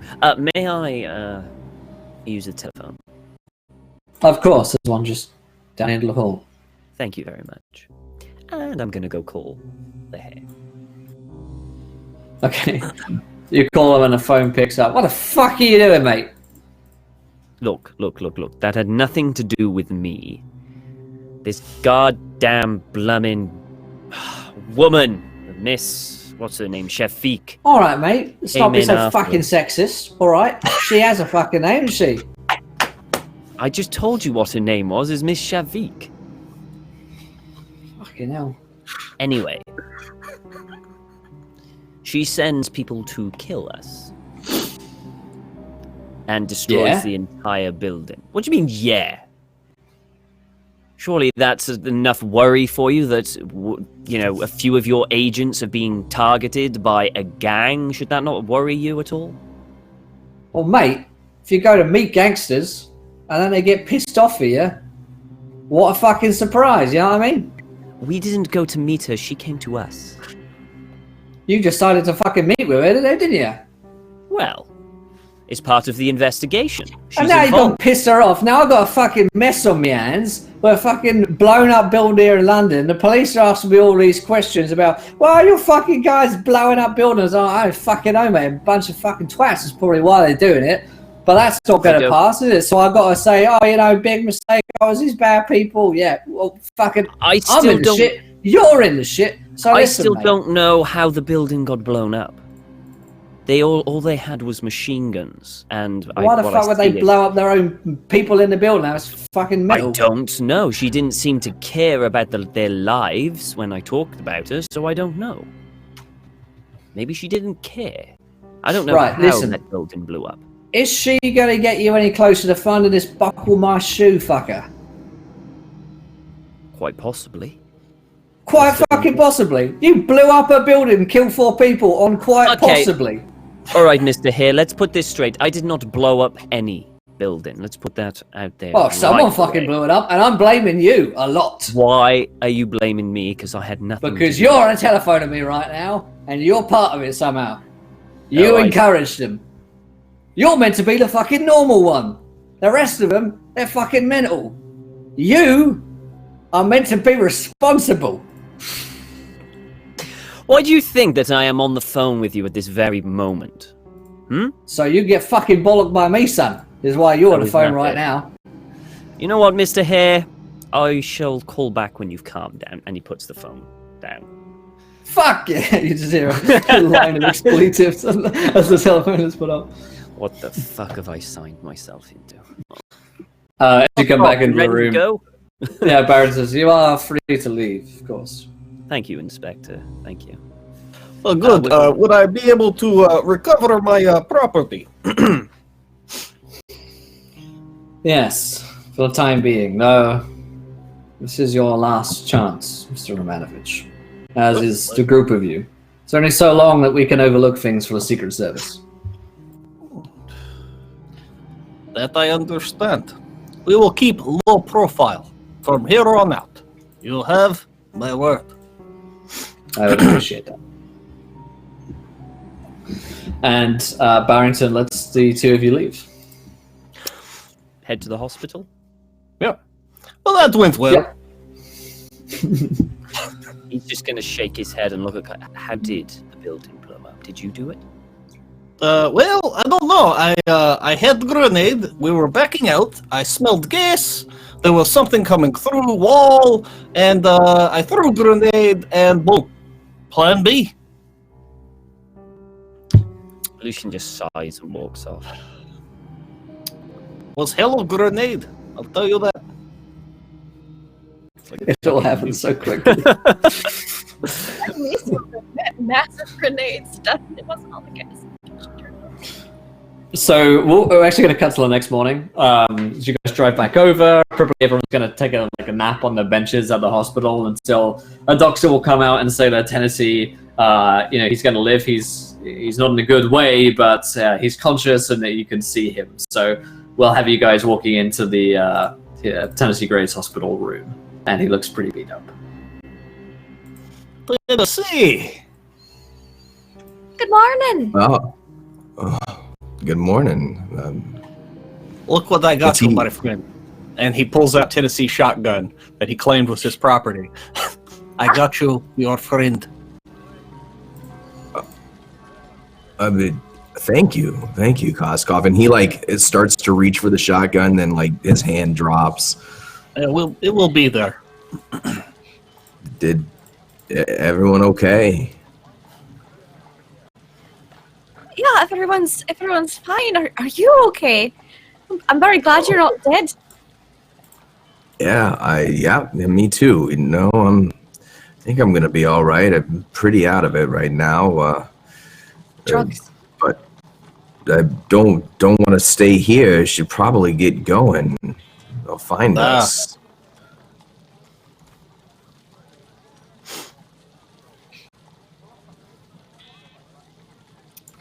Can he stand? Can he even? I mean, what narratively? What are we allowed to do with Tennessee? Did they do any medicine on me last night?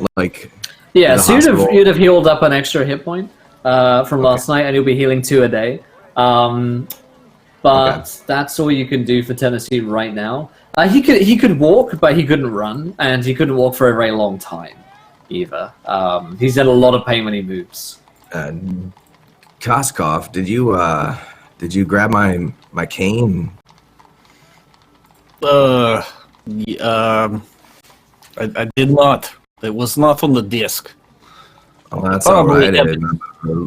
Lucy It has it. I'm sure. Yeah, it might still be in Lucy. We will maybe go down check in police impound later. Yeah, he'll try to push up off of his feet, and then he's really slow getting up. He's still wearing a hospital gown. All right, well, where are we going? What's next? Maybe you should sit down and we can talk about that first. Yeah, that's a good idea. Yeah, I'll sit down. Is there a Fine, wheelchair around, like an old school chair with Sure. like an Wheelchair, asylum yeah. chair is what it would be? Yeah. Let's let you take on So, if you're getting out at least, yeah. Yeah, I'm glad that they're going to allow it because I was going to anyway. So I will pay for it, of course. But Marcus, would go and he'll go collect one of those while everybody's. Oh, Well, we learned a lot yesterday. We told you found most of it. But you left right before our meeting with Miss Shafiq, and well, that kind of went sideways a bit. She's a very elaborate liar, it would seem. Lucian, did you not say that she threatened you this morning? Or yesterday? Lucian will just nod in the corner. Well, you see, we were talking to her, and she's trying to pin everything on the Penhue Foundation, Mr. Gavigan. But Marcus had a great point when he brought up that she's having shipments sent there, and if she was trying to distance herself from him, why is she doing business with him still? Cult of the Black Pharaoh, all that stuff. Basically just catch him up on the whole dinner conversation. Does Ernest mention Colm, Catherine's brother? Not at the moment, no. Okay. No,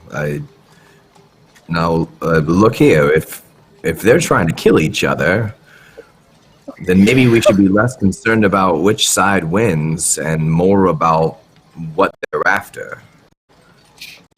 Mm-hmm. That's what I'm thinking. What are they fighting over? Because they wouldn't be having this dispute if it was otherwise. Unless she's just trying to backstab Gavigan, but I don't know. What if we get out of London for a little while, let them fight it out, and we take that trip up to Essex? Gavigan's got his home up there. We could do that. I don't like the idea of being in London right now, particularly much. I think we've learned about as much as we can learn from London currently. You need some time to recover, and you need to not be fine. Exploding buildings for a while, probably. I mean, this is my job, so I mean, this is worse than normal, but I'll be fine. You sure? You don't. We'll just get you some extra I just need, bandages. maybe a day. Yeah. Sure. A day. Maybe a couple days. Maybe we should just make a vacation out of this Essex. See the spooky house. Did Catherine say? Did she share the information she got from that telegram? Did she find a telegram inside a safe or something? Yeah, from Dr. Name.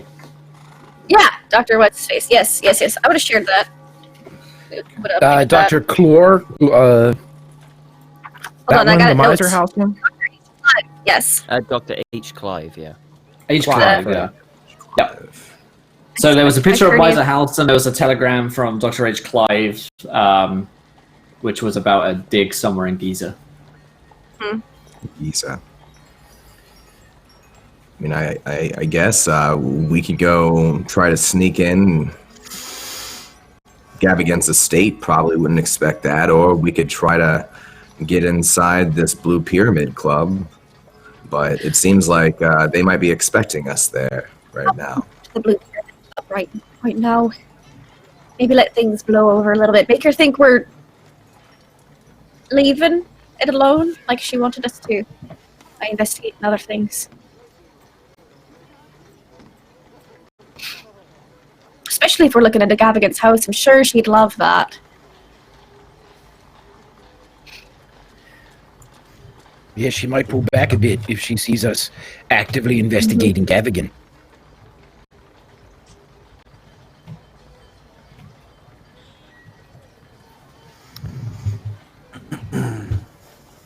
What do we hope to find at his estate? Maybe some clues to what they're looking for. Why he's got this freaky burning hair, invisible monster thing, which, by the way, I caught a glimpse of it yesterday, and it was quite horrifying. Is that what that was? I thought I smelled it for a second there. Yeah, Ali, and it walked into the restaurant, and then... Oh. It's probably dead now. Hopefully. Let us hope. Let us hope. Also, Doctor, Really, we were able to...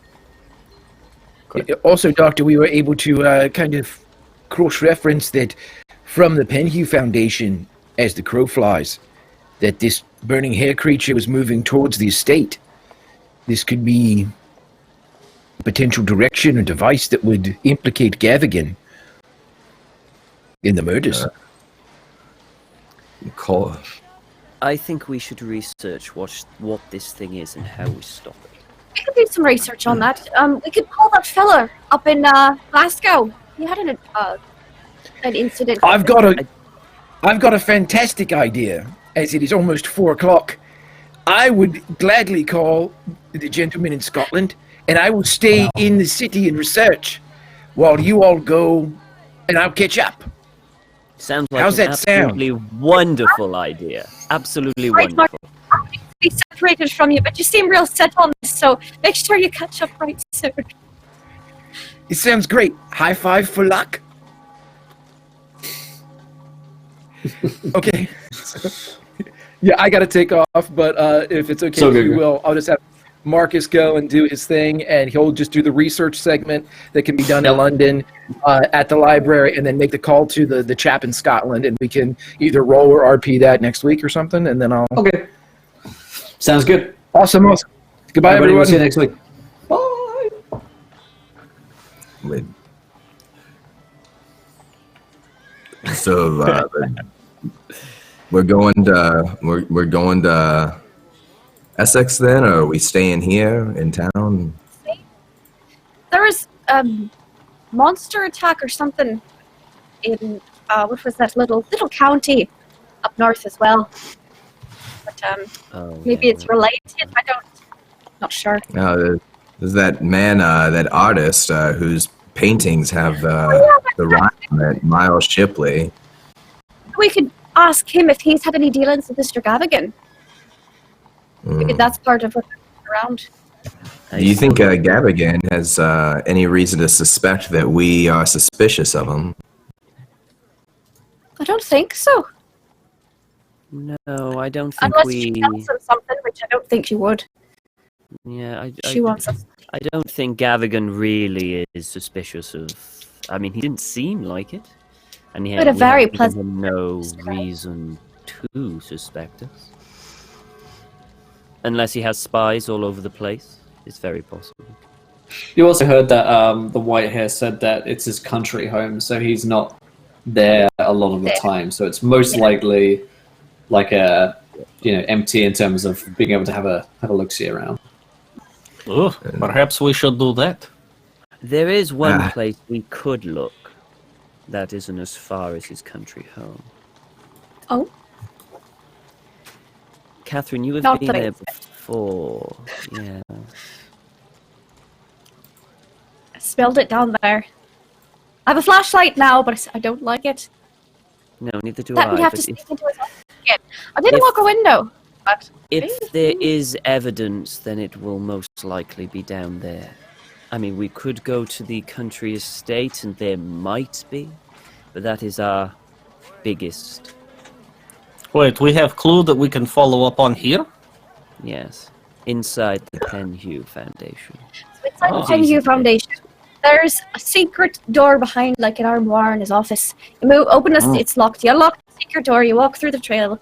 There's like a little path between all those boxes and crates. There's a sarcophagus, you open it up, there's a stairwell leading down. And you get down, it's pitch dark down there.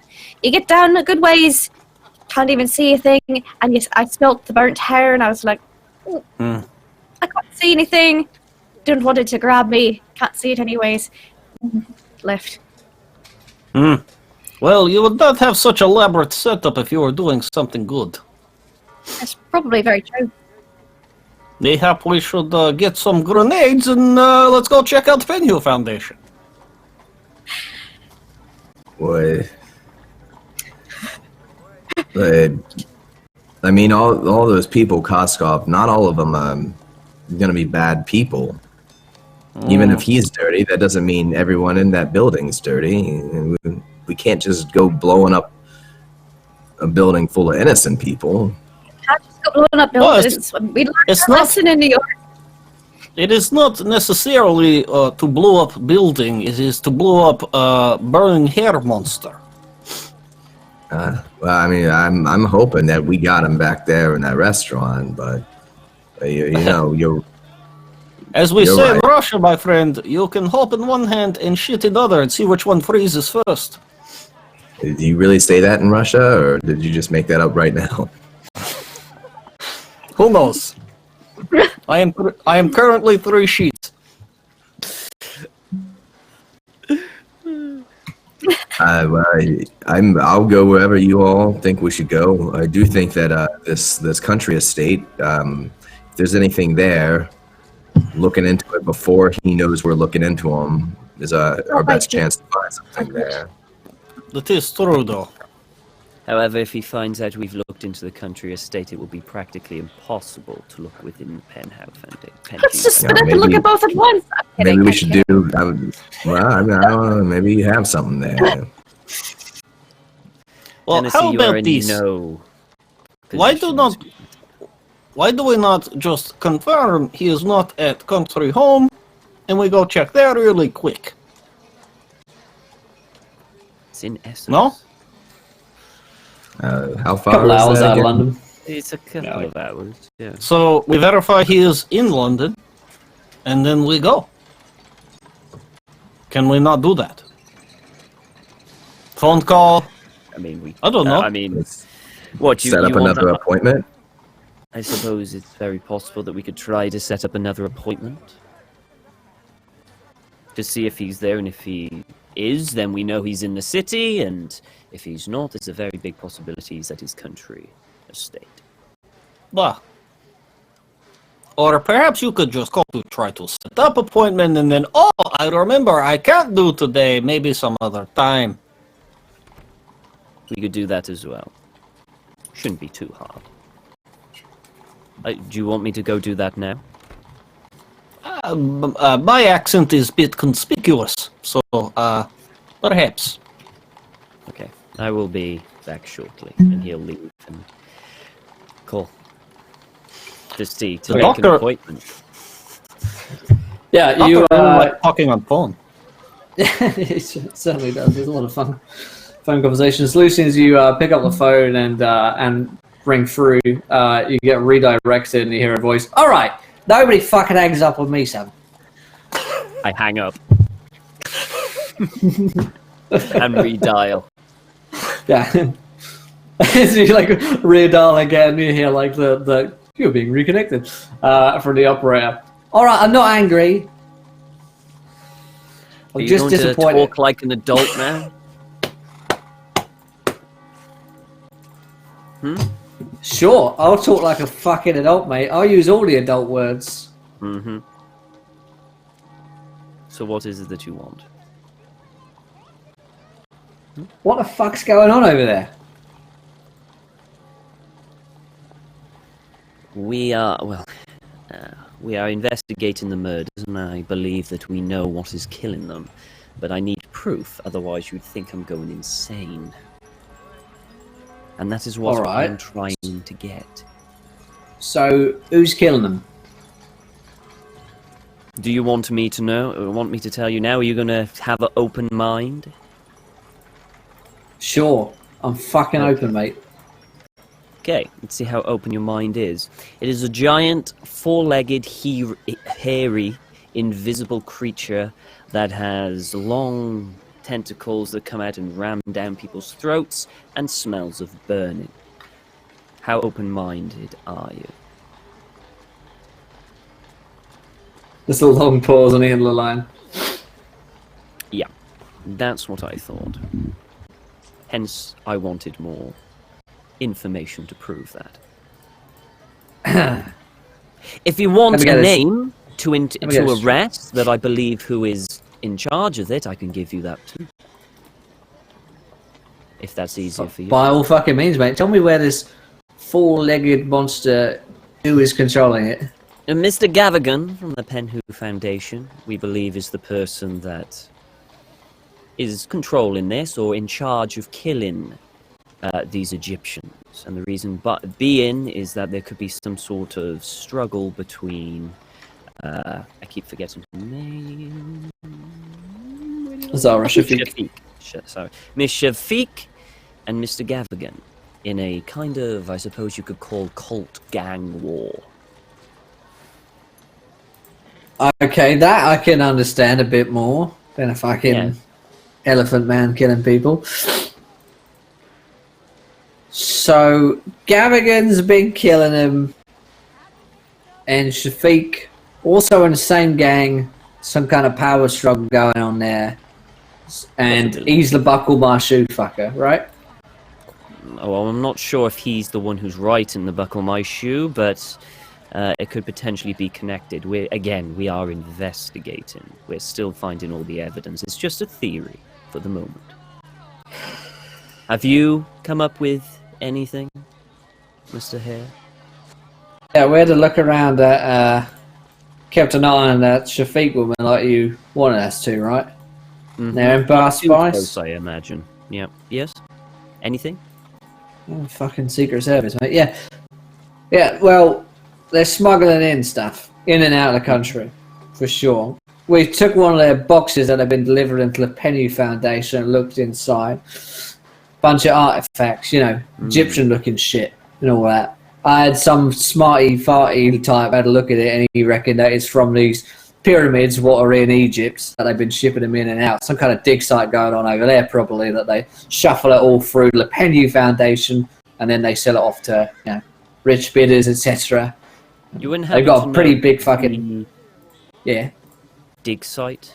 Is it in Giza? Yeah, sounds about right. Yeah, pyramids of Giza, like big fuckers. Okay. See them in the papers. Yes. So we've proved that they are smugglers, but it seems like that operation is still running pretty damn fine. Yes. So if there is a gang war between the two of them, it hasn't upset business too bad. Well, it could be an internal gang war. You see, they smuggle in, and Mr. Gavigan takes it over. But it's very possible it could be an internal thing or a personal thing from Miss Shafiq and Mr. Gavigan. So they are trying to get rid of each other or make power plays around the gang, if you get what I mean. Right. Well, here's the skinny, mate. Mm-hmm. I'm a pretty open-minded fucking fella. You told me, it's a four-legged elephant man, Mr. Hare, and I say, sure thing, son. Whatever you say. I'm still waiting for you to say sure thing, son. Yeah, sure thing, son. That's what I'll say. But I've got some bosses myself, higher-ups in the chain, who they see what's been going on as you blew up a building, murdered 4 people, and now you're chasing after an elephant man in Essex. So you're going to have to help me out here, son. I need evidence, dead to rights, that Gavigan or Shafiq or someone else is behind these buckle my shoe fuckers. And if you can't bring that to me very fucking soon, then you and I are going to have another conversation with a lot more adult words in which you also get fired. Yes, well, I am attempting to do that as we speak. One, again, I did not know how the restaurant blew up. I was far away from that, so I blame you and the rest of your friends. You're all behind it. You blow everything up with fucking cars. It's your MO. I'm going to have a word with them about that because it's become a point have a fucking word. It's a fucking problem. I'm getting to the point where I don't think I can work with these people because they have zero possible... They don't care who they hurt or collateral damage. And that is something that I cannot work with. Get me Gavigan or get me Shafiq. Someone that we can prove is behind these fucking killings, and I can have testify in a court of law that it is them. Because if they're fucking dead, it's no good to us. You understand? We made the Secret Service, but we need them in fucking court. Someone has to pay for it, Fucking papers, they need them in the papers. Everyone can rest easy at night again. That's sort of the whole thing. It is what I am attempting to do. Let your friends fucking kill them or blow them up or something, alright? I need them back here. Maybe you should have a word with them. Maybe you should have a word with them. I'm just a doctor on this whole thing, My word holds as much weight behind as friggin' yours, even less. If you want to have a word with them, you talk. Let's put them on the phone. Let's put them on the line. Let's scare them in here. Okay, fine. I'll do that. I will go get Koskov and, well, I can't get Tennessee, but I think Koskov is the main one you need to talk to. I will go get him, okay? And you can talk to him on the phone. Stay there. And he'll put it down and then head in and say, Koskov, you want it on the phone.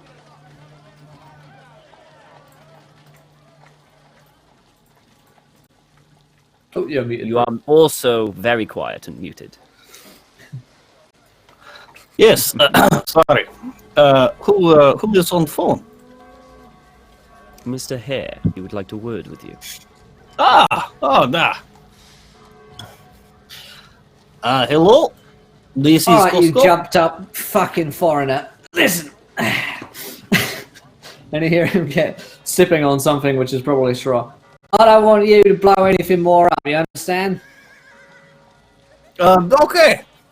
You have my word.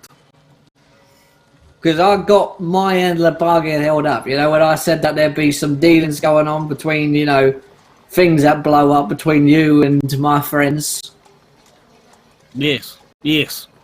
Or I've got a meeting set up for you and someone particularly powerful in the defence area that I think you might be interested in having a conversation with, but they don't deal with fucking maniacs who blow up English properties.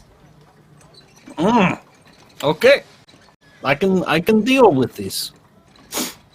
Don't How would you like me blow to up deal? our country no more. I mean, fucking kill anyone that gets in your way. Stop blowing stuff up so much. It becomes very difficult. The press, everyone starts getting worried that there are fucking bombers around. It's a nightmare in PR. I can see And how also, that's- don't... I need Gavigan or Shafiq, whoever the fuck is behind us. I need him alive. I don't care what state they're in, just alive. Okay. So they can testify. That? So they can fucking testify. That's right, yes. We're on the same page, my friend. Alright, because there are some people here that are getting very upset with you and your people. And I may not Okay. want to deal with you any further if they continue to get more and more upset.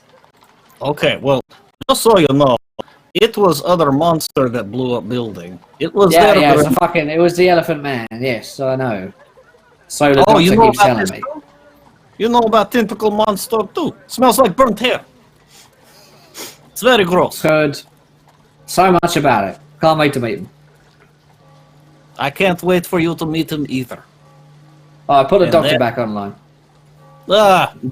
You have a good day, my friend. Hey, doctor, he wants to talk to you because you're, I don't know, sane or something. Here. Oh, God. Yes? Right. Are we fucking clear? I assume you spoke to Koskov, so then yes, we are clear. Good. No more buildings blown up. No more people blown up. No more grenades. Get me them alive. So they can testify. That was my plan this whole time. Well, you're not doing very good at it so far. So here's a kick up the ass. Last chance, Doc. And he hangs up. Son of a bitch. I'm gonna ring the Penhew Foundation. Angrily need this. dialing. I don't need this shit. Angry rotations. I'll tell you what, that's what I miss about rotary phones is, man, when you got anger with those things, you can just Yeah. turn this thing around. You kids, you'll never know. You'll never know. That's amazing. So yes, you ring up the Penhew Foundation and you hear the familiar voice of Thomas Kinnery. How can I help you, Penhew Foundation? Mr. Kinnery, Dr. Ernest here. I was wondering if I could possibly try and book another appointment. Ah, with Mr. Dr. Gavigan, Ernest. please. Yes. Yes, of course. When would you like to meet him? As soon as possible, today, tomorrow. Very well. Tomorrow, it looks like the earliest that Mr.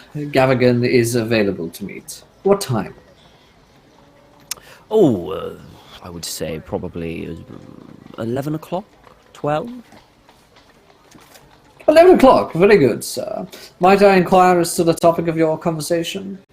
Something Yes, that Mr. well- Gavigan can prepare for you, perhaps. It's actually more of a personal thing. I was so fascinated with his conversation about Egyptian art and the artifacts. I was wondering if he could possibly talk to me about that again. You see, I might be interested in taking part in another expedition, but this time to Egypt, not Peru. Peru was far too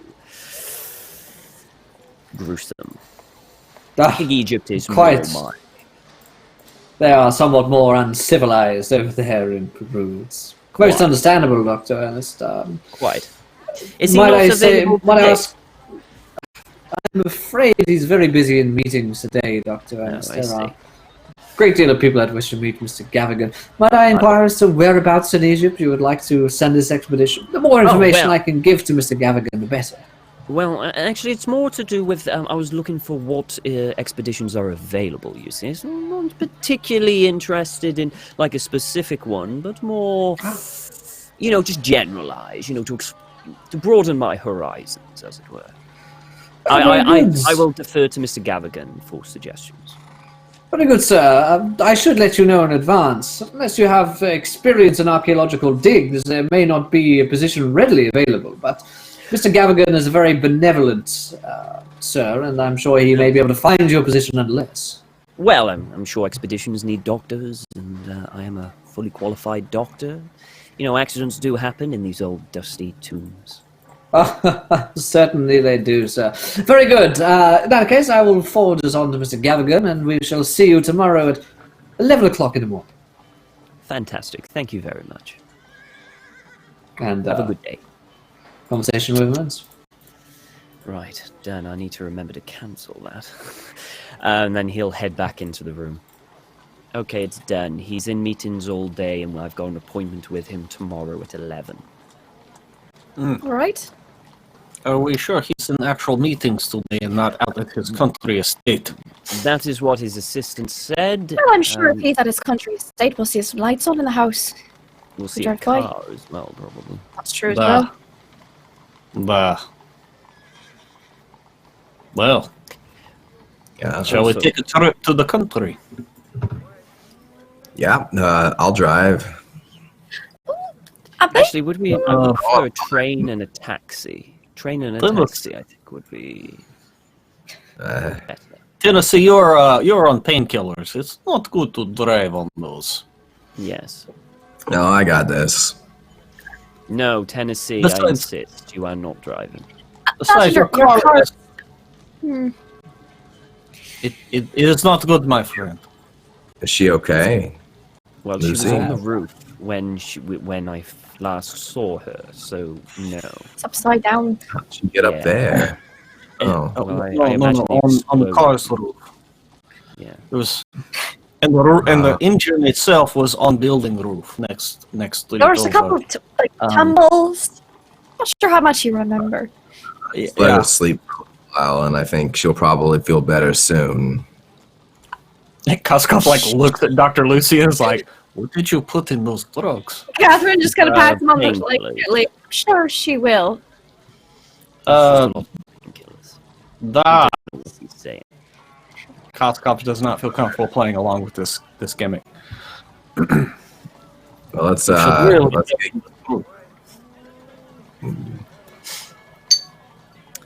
Okay, Tennessee, this let's- is what we're going to do.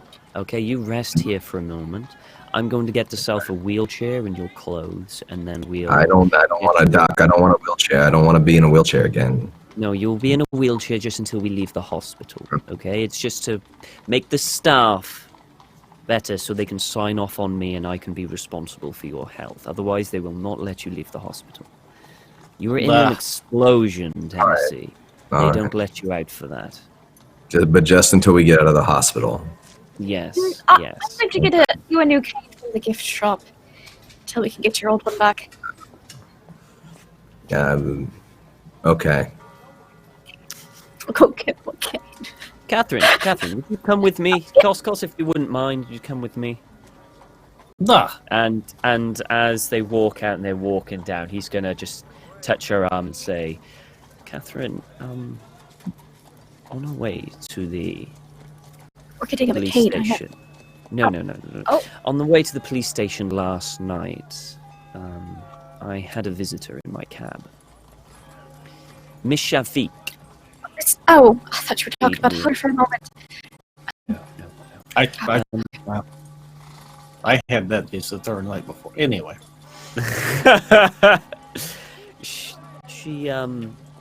She was rather insistent on us not investigating her, and the gentleman in the restaurant with machine guns was a warning, apparently. Oh, who's that all? No, that's not the only warning that she gave me. Oh, do go on. I'd love to hear more about her warnings. She has your brother, Catherine. She threatened to kill him if we continue to investigate. Call me big idiot. I wanted to tell you and not the others because I feel that this is important for you and not anyone else. And what you want to do, well, I think it's for you. Need a car full of kerosene. Yes, and that was what I was afraid of. I do not believe you going in and blowing things up is the right way. Now, if we continue our investigation and we can pin everything on up to Cavagan... New York City. Well, yes, but one is more than enough, right? Oh, well, there's been more than one, but yeah, sure. Yes. But if we can pin everything on Gavigan, get the information we need, he may be fine. But what I'm worried about is if we find information on her. On her. Well, if we pin it on Gav, we can pin it on both of them. We'll pin it on Gavigan first, lull her into a false sense of security, get her to release my brother, then strike. And then, It's very boom. possible. Boom. It's very possible. I like that. Did you not just have a conversation with the hair? Doctor, surely you'll see by now, I have many conversations. I still do as I like. Sorry, it was the way I was raised.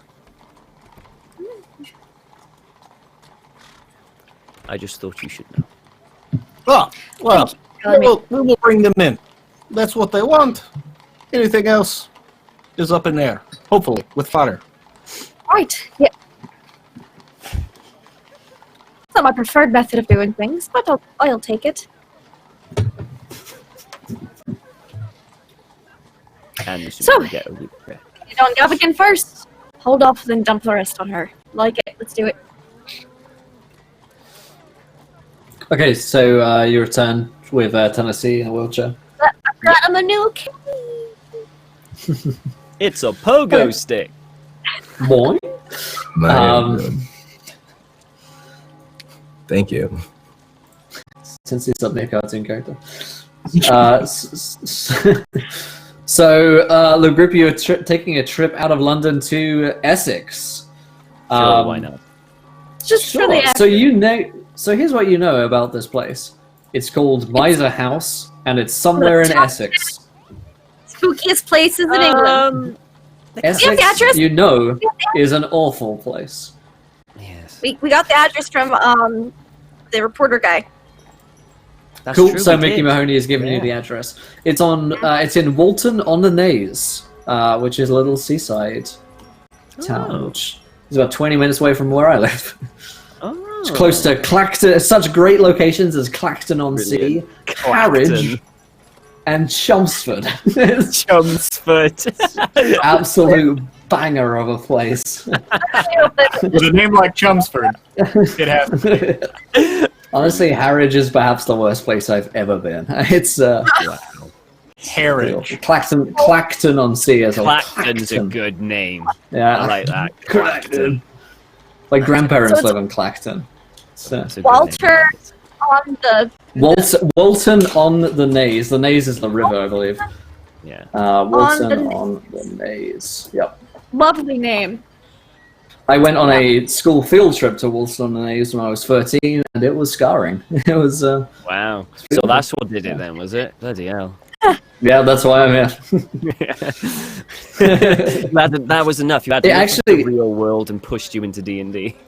I'm pretty sure it's a bunch of the kids when we're on the school trip, 'cause on the beach, they have these like flash tides that come in, these like rip tides that really swiftly come in. A bunch of kids got like marooned on this little island of rock while the sea came in. It's kind of Call of Cthulhu. Oh, that's just like a little foresight into what we've got to look forward to. Yeah.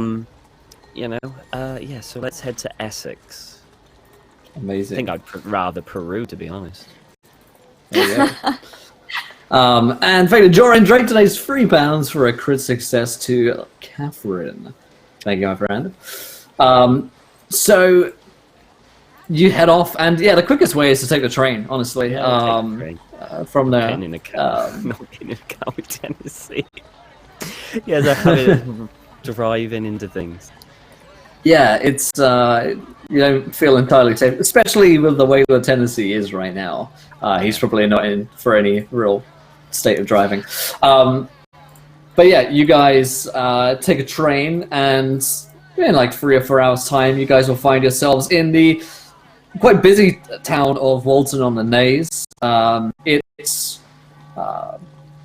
not summer. It's not the height of summer, so it's not there aren't people out on the beach and having a great time. But it's certainly like a popular holiday destination for Essex at the moment. So there are plenty of reasonably priced bed and breakfasts around. The main hotel is the Marine Hotel, and it's something of a tourist trap. A lot quieter than London, though. I don't think we're going to be here long enough to want a room. Sure. By the time you get there, it's like the afternoon. If you're suspecting that you're going to stay the night, then you might want to grab a B&B. Yeah, I mean, we can always grab a B&B at last minute if need be, but... Okay, so grab a taxi to this estate and then have a look. So here's the thing: when you get the address, and at some point you look at a local map, the address is actually on an island in the Naze, which is about 7 miles southwest of Harwich, in the midst of the marshes at the edge of the North Sea. Oh. No wonder this isn't the top 10 spookiest houses. I think we should have bought What the fuck? Why is a summer home on a marsh island in Essex? Sounds like we need a boat. The fact he's got a summer home in Essex gives me pause anyway. The fact that it's in a middle of a river and marshland everywhere is... It's certainly going to be isolated. So P.S. you can something inquire as to ways to get onto the island. we're going to need so a you'd have to have a boat, look around. We're going to need a boat. I am not happy with Tennessee going into a boat. Hey, Yes, no, Not I can take care of myself. Well, I evidently appreciate you it. can't because you just got blown up yesterday. I mean, Well, just yeah, because you got blown up. Actually, no, he sits on, like he tries to stand up and like falls back down. No, you know what I did is protected you. You protected me. Yes. I killed those men with the guns. I'm not a. That was for you, the monster. That was for you, Doc. Now what we're dealing with, it's dangerous, and we all signed up for that, and I signed up for it, and we're gonna go out to that goddamn island, and we're gonna find what we need to. So let's just get on with it, all right? I'm gonna Yes, go. we I did. can take care of myself. Okay, fine. If you want to. But just remember, I'm the one who has to patch you up every time something goes wrong. I am grateful for that. We are grateful for your skilled handiwork. You saved my life before. Hmm. He just trudges off. So we will need boat. We will need dark clothing. Does anybody remember what moon is like? You can look at local paper, probably. They'd have the... No idea. Anybody Yeah, notice it's like lately what the moon's been like? Listen to clip. A new moon, hopefully. Yeah. Yeah, we'll say that there's a new moon out. Someone roll me a luck roll. Who's got the highest luck? I have a I got 66. 66. Oh, Oh, there you go. One of you. I'll let you do it. I'll give it a roll. Believe. Fuck. Nope. Fail. It's definitely not a new moon. The full moon. Yeah, it's close to being a full moon, I'll say. Great, It's great. pretty big in the sky. So if you get down to like the beach side and like close to where you think the estate would be out, you asking around, there are people that have boats that you could, like take out, and you'll speak to one guy, one sort of fisherman who'll say, if you can't walk out there, there's a bridge, a stone bridge, I'll take you off across the mainland. You just have to walk through the marshes for a while. A couple hours walk probably this late. Fogs can come in pretty bad. If it's a low tide, you can walk though. If it's high tide, you could take a boat, I suppose. Never take Do we one have out that to far. go through the marsh? Can you not take a boat straight to the house? Do we have to go through the marsh? House is somewhere out there on the island. You're probably quicker if it's a good tide. Is it a good tide? He takes a look out. Hennessy, roll for luck. He takes a look out and we'll say, Tennessee, why don't you roll us a luck roll? Please, for the love of God, we need this. Yay! Nice. Aye, the tide is high, but you best watch out for sharks, son. Oh, they'll take you. They took my boy 7 years ago. British. The dog behind him on the wall says, "My boy." Oh, oh, that's And then sad. there's the With a eels. child. All right. Well, do you have a boat that we can hire to take us over? He takes a look at some of his boats. Aye, you can take one out here. Fantastic. A couple of shillings and Yeah. fit for a night. Might I ask what your business is out on the Naze? Visiting a friend. Fishing. At the same time. Fishing and visiting a friend. Our friend They'll likes go to hand in hand, those two. Absolutely. I've not known anyone to live out there in that mansion for quite a few years now. Some fancy fella and the city owns it. Yes. Interesting. Do we need? Well, you best be careful. They say the place is haunted. Yes, we've heard that too.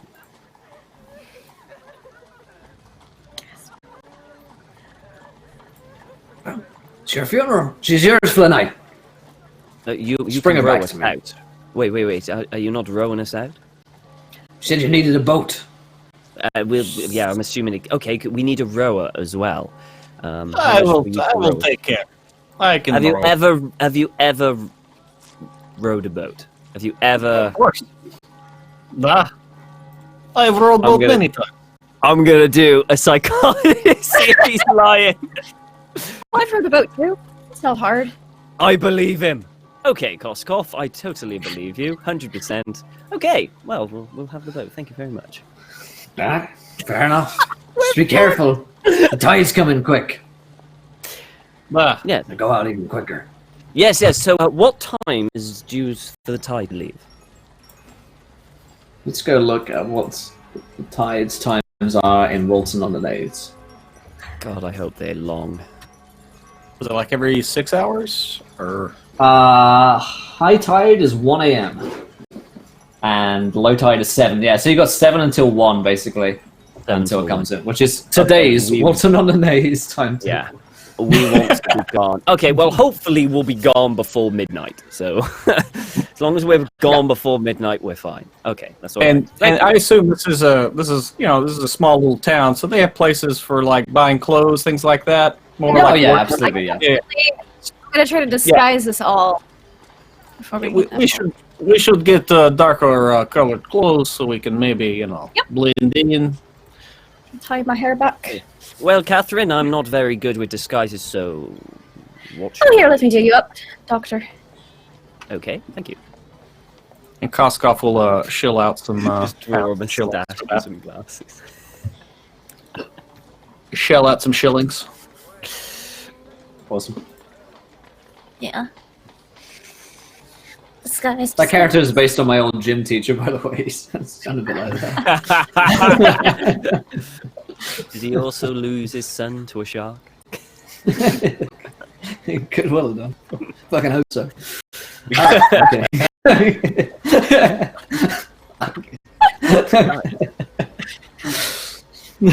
Well, I'm all dressed up. It's okay, I knew his son, and he was a cunt. No, it's not. Fuck him then. Right, Lucian's gonna get in the boat. Alrighty, you get in the boat. At about Right. midnight, I guess you guys go out into the boat. Oh, I see what you mean. Yeah. Yeah. Going for the high tide. So, nobody clicked that and sent it to my school. So, you guys get on the boat, and Koskov, you're the one rowing it. Has Koskov ever rowed a boat before? Yes, I would say Koskov's rowed a boat before. He's had to smuggle. He's had to smuggle guns down the river. He's a smuggler. I mean, you know, he's smuggled everything that's shot or blown up at one point in this world. So, but yeah, I'll give it a good row. Would you like a strength or? Yeah, let's have a strength just to pull her along. Wow, I barely succeeded. Nice. And it's around 8. Yeah, Does. it's like it's not easy going, even on the high tide. You know, this it's marshy sort of area, and so you're constantly getting like clogged up with like weeds and water plants, and it starts to smell pretty bad. The water itself becomes fairly foul the closer you get towards the Misr house, and it starts to become more of like a swampland as you guys are sailing through. It's going to take you like an hour or so to sail all the way across. And as you get closer to Misr house, the island itself, as promised, is fairly well covered in a low fog. By the time that your boat lands, fog, is it cold? Like really? I mean, cold? it's pretty cold out. Yeah, I mean. But Yeah, is you're, it like, on the water. another temperature if I were to put my hand over the fog, like as in back in London with this? If you were to run your hand through the fog, it does definitely feel colder than your average fog. I don't Well, like this. turn around. I think we should go back. Does it smell like burnt hair? It doesn't smell like burnt hair at the moment. Keeping our sniffers open. Okay, we go Alright. until we smell burnt hair. The second we smell burnt hair, back to the boat. Back out. I mean, literally straight back. For an hour rowing back. I have faith. I have faith in your rowing ability, Cosmo. Let us make getaway. Hurry. 45 minutes later. Anyway. We should have gotten a motorboat. They would here. Probably. that's Can we see true, the too. house? Yeah, that's At this point, you cannot see the house. Jesus. All right. Let's keep going. We got those Hoping there's no flashlights here. lights on. Yep, I've got us all flashlights. And I probably would have gotten a lantern too for this night fishing we're doing with our friends and some extra rope. The old night fish. Classic. Swamp Classic. night fishing. Classic Essex things to do. Yeah. Awesome. So you guys begin to explore the island. I'd like everybody to roll me spot hidden rolls. Oh, I'm sure you would. Okay. Well, it's not very good. But I there we bet go. you would. Oh, I don't see anything. I fail. These rolls today. Oh, no. This is not your day. Holy shit. Jesus Christ! What the hell? 74, 97, 82, and 91. That's good. We're dead. No, You get we're dead. That's it. It's over. let's just We're accept done. this. We'll make sure to stow the boat in a nice, safe place, tucked out of the way, out of the water, Sure. and all that fun Yeah, stuff. you pretty got a tarpaulin you can cover over it and, moor it. So you guys wander around the island for like 2 hours, like blindly. No. Just, it's almost impossible to navigate yourself around. The fog becomes thicker and heavier, and you get turned around constantly trying to find this manor. And this island must be fairly large, or at least large enough to spend several hours wandering around on, until suddenly you guys see hot beams of light, yellow light, piercing through the fog, coming from somewhere behind you. You recognize the two beams to be a car. It's clearly car light coming that way, coming behind you. Hide. Off the side of the road. Yeah, hide. Hide in. Find a Stealth bush or a checks. ditch. Yeah, ditch. Stealth checks. Sure. Yeah, oh my god. Yes! No. Come on, give me a break. Gonna You spend have a any luck on that? 65? I don't have the luck. I've got 20 luck total. I got a almost an extreme success. Oh god. Which bless you too. You will be bait. Me and Kostop like dive off the side into like a bush, and the other two are like just duck down. Okay. Well, at least I'll die s- next to my patient. Don't worry, Doctor. We can talk our way out of this situation. Let's just say hello. Waves to the light. So the two of you are most definitely caught out in the middle of the, the path here, as the car sort of rumbles forwards, and you see that there are 4 figures in the car, driver plus 3 passengers.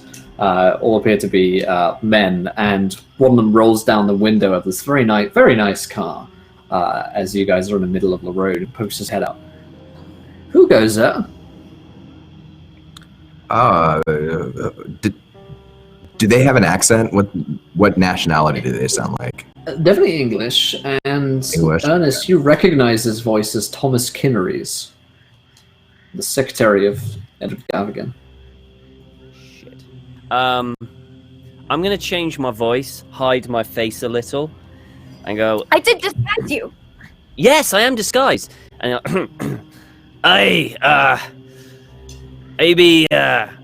we'll be doing a little fishing, and we got lost on the side, and we got onto the island. Could you point us? We need to find our boat again. Could you point us in that way? Suddenly Tom is my math teacher. Roll me, I think you get to roll a disguise, Catherine, Oh, thank God. to see I if believe. Kinnery recognizes it. I believe. That's a Just success. success. Nice. He 40? squints. 5.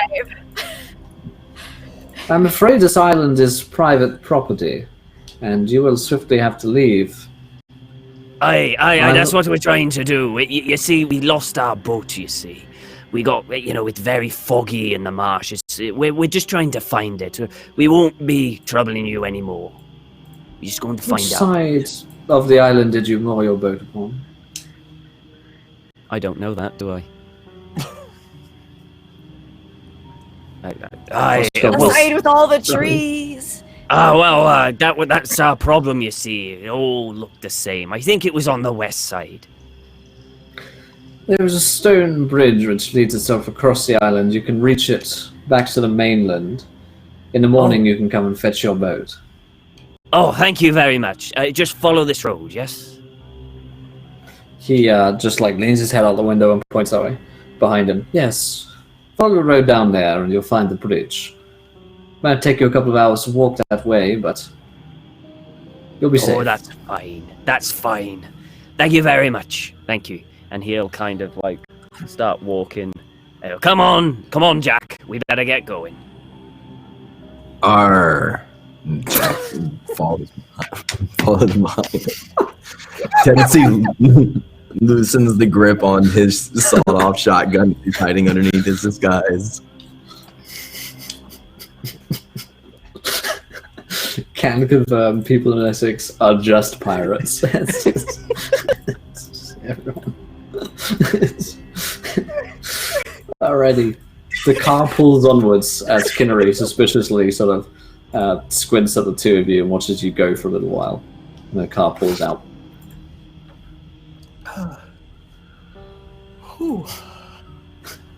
Okay, so Catherine I and wait. Koskov, you've finished this bizarre scene now.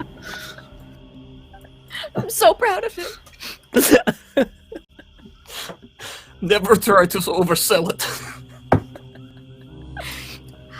The doctor did better than I thought he would, though. Did you see that? He didn't even get recognized. That was very good. It was the disguise. Thank you, Catherine. Right. I don't believe us being here and looking into this thing is a very good idea, as they are actually here. So I think we should leave. Why Yes. are they here? they're probably here to get rid of evidence. So if we're gonna make our move, I think we gotta make it now. Only 4 of them. I'm sorry, did you just see how they noticed us in pitch black? We could not but you- hide. You were standing in the middle of the road with headlights they were- pointed at you. They were driving on the road. If you know this where the car is going, we should just follow. Just follow that car. It will lead us Okay. to house.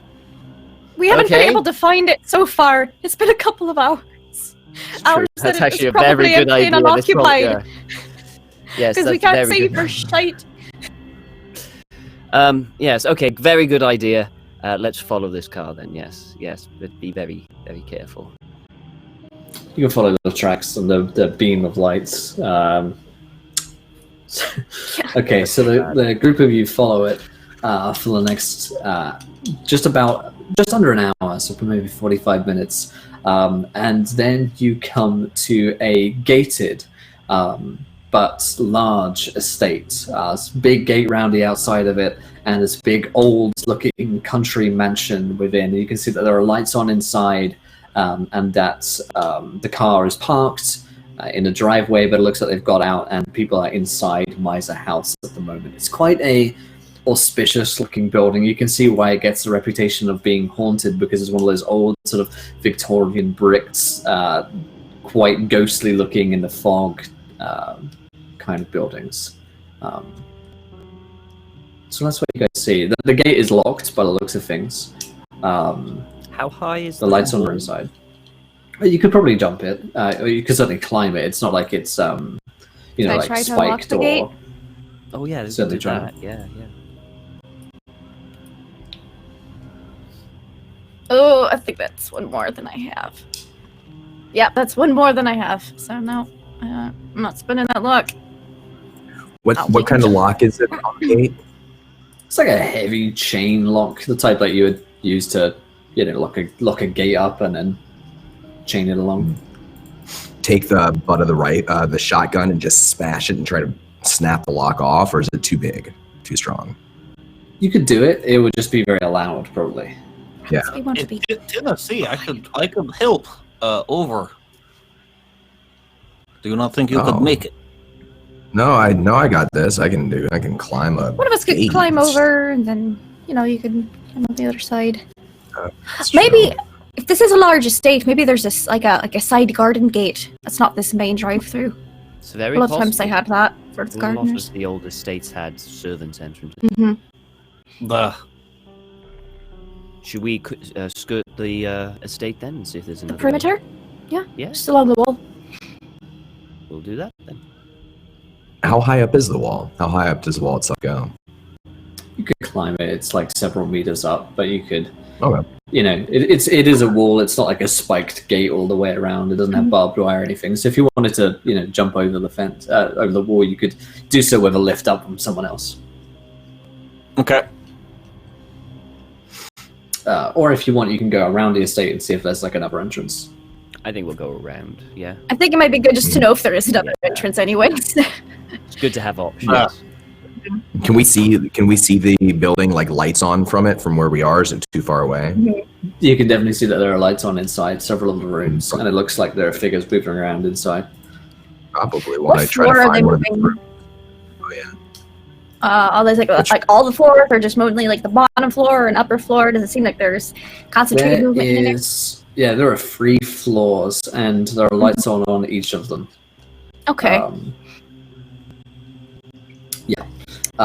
So as you get around, there is a little side entrance. It's also gated and locked, but the lock doesn't look as heavy as the one on the main gate. Catherine, Okay. would you like to? I'll give this one a go. This? Also, be less conspicuous if we go through the side. This one's even harder. Must be rusted shut. Yep. This would be quieter to snap. Is this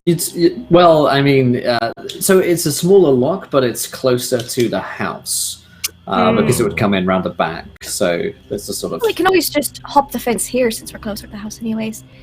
If they're anything, they're probably I looking would towards the very driveway. much rather an open door than trying to hop Right. the fence if we have to leave quickly. Likewise. I say we snap it. It's quiet. It won't be quiet, but they're inside the house. We can't hear any footsteps or anything around the perimeter, can we? You know, on the other side of the wall. We could try to snap lock now, or just snap later if we need to make That's true. hasty. I We need to would make very it much straight. prefer to do it now. I do not want us to try and snap a lock while we're trying to run. If you Here, what I can do is we can muffle the sound a little bit, and he'll take off his coat, and he can try to wrap that around the lock so that when he's hitting it, he's kind of he's dulling the sound. I say do that. Yes. I much Try that. prefer that. Yeah. So if you wanna just do it and it'll be loud, it's a normal roll. It's a hard success to do so quietly. Can I assist I him by will- like holding it? While he's like smashing it, like get it all wrapped up tight around some cloth. I think Have the it cloth pulled- allows you to have the chance for it to be quiet. I'll just use a I'll just crit. put it on there then. I'm not messing around. Just use a crit on this. There's a sort of dull clang as you smash open the lock, and there's no immediate sound coming from inside Liza house as you guys are entering. Okay, good. Do we want to maybe look for a window that's dark that doesn't have any lights on? That's what I'm thinking. Or Can maybe we- go around back to if there is like basement, like doors to go underground. Yeah, I don't. Sure. What we're looking for here is information that gets Gavagan to these murders. That is what we need. Okay, that is what Maybe we're looking for. if they're near a window, we can drop some eaves on them. See if Maybe. they're talking about So anything. maybe, but if they talk, that's not evidence. We need evidence, so we're looking for. It's true, papers but they might give us an to idea of what we're looking for. Oh, absolutely. If we, If they take it out with them, it'll be in their car. We can. absolutely, Right, our car absolutely. It'd be good to Evidence is know why they're good. here meetings about. So I say we just get into the building any way we can, as quiet as possible, and then find out where they are and listen. Also, thank you to the two donates £14 and says, "Arr, free nat 20s and a wild magic surge for Don for that." Don, give me that D10K. Now, 402. Wow, that's low. Oh wow, that is. We want evidence, but if we can't find any physical evidence, we could look for someone who will testify against. Like- That could work. That could work. You become disturbingly frenetic until sunset. Disturbingly frenetic. All right. Oh my. Feel While on drugs. While on Yep, drugs, that's yeah. the drug taking kicking a in. lot of speed. Killers. Or Yeah, I think his drugs are starting to wear off now, and like the pain is coming back. I mean, you can see that like he's shifting uncomfortably and looks agitated. find a dark window.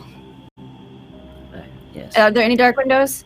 Or are they all lit? Certainly, yeah. There are windows that are darker than others that have lights in them, I guess. The house is huge, so it's not possible for all four of these people, if there are just four people inside, to be in every single one. As you guys approach, I'd like everybody to roll me stealth checks. Come on. Come on, roll. Follow the road, I can find the bridge. Oh, there we go. 50 Yep. passed. Yes. Yeah. Nice. Success. Hard success. And Koskov will already have his knife in his left hand, just in case. Fantastic. Tennessee, did you roll, or are you taking a Oh no, crit on I'll this use a one? crit. Yeah. No worries. Awesome. So, the group of you approach Miser House, and you can hear sort of muffled conversations coming from inside. As you reach one of these windows, you can crack it open just a little bit. If you'd like to listen, Yes. anybody can roll me a listen check. Oh, yes, please. What's my listen? Ooh. My listen's not great, but let's see. Oh, no. I don't hear anything. What is my? Oh, my listen sucks. Yeah, mine sucks. Yep.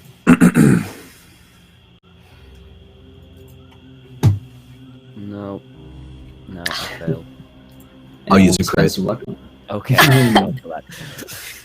Thank God. So the rest of you feel like you're going to have to get closer in order to hear this conversation, but Tennessee, you managed to gather some snippets of a conversation. It's the same voice that you've heard before of Thomas Kinnery, who seems to be talking to someone else and giving them directions. And he says, Gavigan will be here shortly. Make sure that the place is ready. I want downstairs all prepared before tonight. Understood? And the voice, also English, replies, yes, very good, sir. And Kinnery says, I want everything to be ready for his arrival. No mistakes this time. They're getting too close. And that's the conversation that you overhear. Tennessee will kind of wave everyone back, and then he'll relay this conversation. He'll say, something's going down tonight for sure. Gavigan's involved. They're all involved. I'm not sure. Are they working for Gavigan, or are they against Gavigan? I don't know. I mean, question, his isn't business seems to be working for him. It could be a coup. I don't know. I suppose we wait and find out. Now, we have a They couple were doing options. preparations downstairs. Perhaps we should start Upstairs. I want to find We an can- office. Yeah. And if we could maybe corner a couple of them and take their clothes. I'll pull out my violin strings in my pocket. Wait. Before you start going around... Wait. Before you start going around killing people, I say we do this with zero interaction with people. We're here for information, yes, but not to kill people.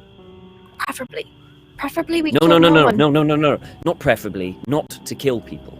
Okay? If they're I'm gonna tired that is the immediate thing we go to. Okay? Self-defense. Garrotting someone is not self-defense. You garrot someone as in you're the first one to attack. Oh yes, it's Self-defense is premeditated. It's premeditated self-defense. Self-defense. No. I say we stay quiet. There's only Last resort. last resort. There's only Okay. 4 of Take them. their car. Here one by one. Yeah, we take their car. What do you think Gavin I'm is doing? definitely taking the car on the way out, at the very I think least. I think so. All right. Let's go up. Okay. Ah. So how are you guys going to get up there?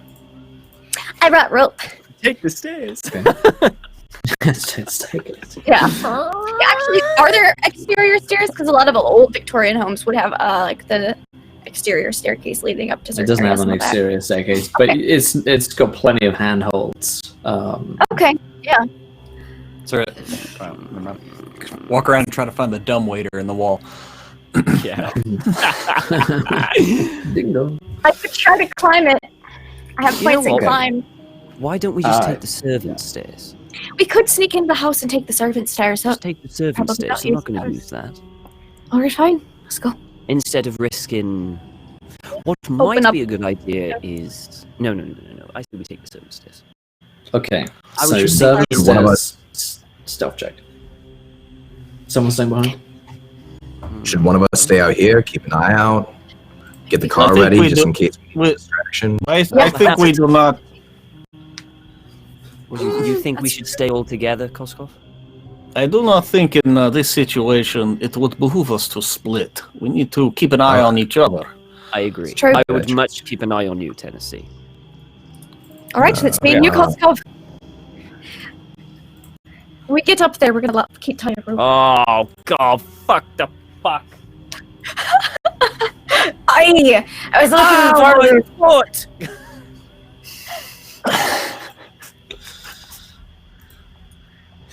That's not so hot.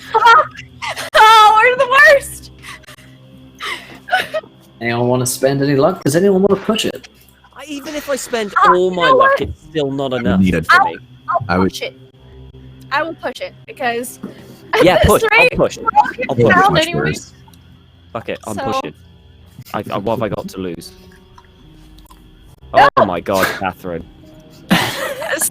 Hot roll for last week. I got a regular success, so it's a fail.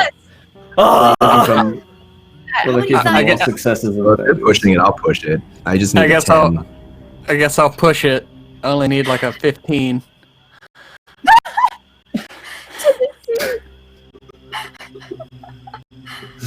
Wow. So as the three of you are sneaking along the I should have just climbed it. Yep. yeah, as the Yeah, three of you as the three of you are sneaking along the staircase, and Tennessee is actually going fairly silently. You guys are creeping up to the top of the staircase, and when you get to the top, there's a figure who's standing at the top. You recognize it to be Thomas Kinnery. He's not pointing a gun at you, but he has a book in his hands, and he says, "Stop right there." And that's where we're going to end tonight's episode of Call of Cthulhu. Quickly, Goskov, bull rush him! Koskov has the pin halfway out of the hand grenade. Like a rod out, like Oh man, he's got a book. Spider-Man up the building. That's the scariest thing in Call of Cthulhu is for the dude Book. to have a book. I know, I was like, a gun I'd be fine with. He has a book. This is bad. Yeah. Well, my friends, that's what we're going to end tonight's episode of Call of Cthulhu. If you enjoyed the show, let us know. If you're watching on YouTube, come watch us live sometime. We're here 2 o'clock Eastern every Wednesday here on twitch.tv/encounter roleplay. Oh boy. The two with the £20 donation. A miniature clone of Koskov with otherwise the same attributes, except for being 1 foot tall and having a slightly higher pitched voice, appears and becomes a pet of a random player chosen by a 1d4. Lindy is 1 and Tom is 4. We'll go around like so. And I want to pick this before we end today's session. It is Lindy. Catherine. Oh my god. This is perfect because Miser House is just the place for magic items and everything fucking weird under the sun. So we're gonna bring that in next week. Thank you, Latu, for that. And man, thank you guys all for your donations. AFPS Monkey, Jorian, Latu, Ozzy, you guys are awesome. Thank you for the support here on the show. We really do very much appreciate it. We've got a new game coming up in just a few minutes, which is Warhammer Spite of the Witch King, in which some of these guys are going to be playing Dark Elves in the Warhammer universe. I'm the DM, so stick around for the next game. But let's go around the cast and the crew. Did we enjoy ourselves? Where can we find you guys online? Let's start with Lindy. How was that tonight, Lindy? Oh my gosh, we failed so hard at like so many things. Last week was our hot week. I don't know what changed, but somehow our rolls were just worse this week. Strangest thing. But yeah, that was a lot of fun. Greg's gonna watch this episode and be like, "Come on, guys!" Like, but I'm in Koskov now. So my plan is just to throw him in the guy's face with the book and then back down the stairs. It'll be flawless, foolproof, it'll be fine. But you can find me online, not worried about this at all, over the next 7 days, at LaughLoveLindy on the Twitches and the Twitters, where I play and DM many tabletop RPG games. Find me on the Twitter, where I post everything I'm going live. But if you like more Call of Cthulhu, I'm DMing Beyond the Mountains of Madness right here from 5 to 8 p.m. on Tuesdays, and they're very optimistic because most of them haven't played Call of Cthulhu before, and so I'm really excited to crush that optimism, whereas we're veterans, so we're just like, oh, this is gonna suck, let's do it. So yeah, Jaded. let's see optimistic players. Jaded and warm. Amazing. Okay, and Tom, same question, my friend. I remember the sweet, innocent youth of when we started Call of Cthulhu. Oh, how that has been shattered after the years of being absolutely destroyed. It was a great show. Complete polar opposites to the previous one. I mean, god damn. I mean, just the role. I don't know what it is. I mean, that was just... I think we rode our luck, as in we had all the good roles last week. And that was it, basically. I mean, the bad roles are going to have to catch up, but just at the worst possible time. But it was fun. It was a lot of fun. I can't wait for next week. I'm just sad we got to stop now, to be honest. I want to just keep on going. But probably good for it to give the dice a rest. Let them get the juju back, so we can get some lower rolls next week. I'm Redundant UK. I stream Monday, Tuesday, Thursday, Friday, 11 a.m. GMT. I stream a variety of different games here, there, and everywhere. In addition, I am going to be running a Call of Cthulhu. I think it starts the 5th of February, I believe. I'm not sure if people can still apply to join it, I think. I don't know, Will. You're the one who's dealing with that. I think I was talking about that Google form is still open. Yeah, I'll drop it the here Google for you guys form's to check. still open, so if you wanted to go see if you want to play some Call of Cthulhu with me DMing, feel free. I will not be kind. But yeah. Apart from that, I'll see you guys next week. Have fun. Awesome, fantastic. And Pruitt, how's that sound, my friend? Hey, anytime there's a mini version of Koskov made, that's going to be a great time. So I can't wait to see his tiny little grenades. So when Catherine throws him at the bad guy, he can shove a tiny grenade down his throat. So we'll see. I absolutely love this crew. I love this game. It was good to be back. I wish the dice were with us. And I hate to point out, Tom, that we blew up the house juju. So there will be no more juju for our dice because we ran a car into it and blew it up, as is our MO, as we can see. But I am Pruitt, one half of WebDM. You can find us on YouTube on Wednesdays for our shows. Today we have one coming out today on Transmutation. It's a lot of fun. I have my game on Tuesday night, 6 o'clock on our Twitch channel. It's 6 o'clock Central. And I can't wait to be back next week. But I look forward to being right here in just a couple of minutes to play a little Warhammer. Absolutely, and thank you so much to FPS Monkey. Let's just the other mini-me's follow shortly after mini-cons arrives. I am so excited to have bizarre, tiny, like they're gonna be fucking voodoo dolls is how I'm gonna bring these in. They're gonna be like fucking weird voodoo dolls of your characters. And they're gonna get their own wild magic surges. They're gonna solve tiny little mysteries together. And this is gonna be a little spin-off series like Scrappy Doo. I cannot wait. Tiny Cthulhu. Oh my god, thank you guys so much. And last but not least, happy birthday, Don. How was that tonight, my friend? Thank you. It was awesome. It had many of the things that are my favorite things in Cthulhu, which are explosions and car crashes, creepy NPCs with books and who lie to us, and they're all bad. When you're trying to figure out like who's the bad guy, it's all of them. They're all the bad guy. But I love it. I had a lot of fun. It was great to be back with everybody today. You can follow me at Donathan Fry on Twitter. That's where I post about the other stuff that I do, games that I write, games that I play. Tonight at 8 p.m., I have the game that I DM. It's May Black Roses Bloom. It is dark, dark fantasy, and it's a lot of fun. But I'm looking forward to next week and figuring out. We're not in great shape. I think we all failed pushed stealth rolls collectively as a group. So hopefully Greg comes back and he's figured out some kind of magic and saves our asses, because that's kind of what we need. He's already on a flight to South Africa. Yeah, he's gone. Never seen him again. Yeah, he's gone. He's gone. He's just, he's moved on. Can I just say also that I love Tennessee Gray's new motto. It's fantastic. The new motto? That's weird, but I'll take it. It's brilliant! It's one of the best mottos I've ever heard. Oh my god, and now we've decided in chat that all the mini-me's are going to be pirates as well, so this is just going to be insane. Oh my god, can't wait for next week. But my friends, it's time for some Warhammer. So if the Chaos Chorus are ready, we're going to get into our next game here. Until next time, my friends, try not to roll too many at once, because these guys are going to be rolling for you. Good night, everybody. Bye!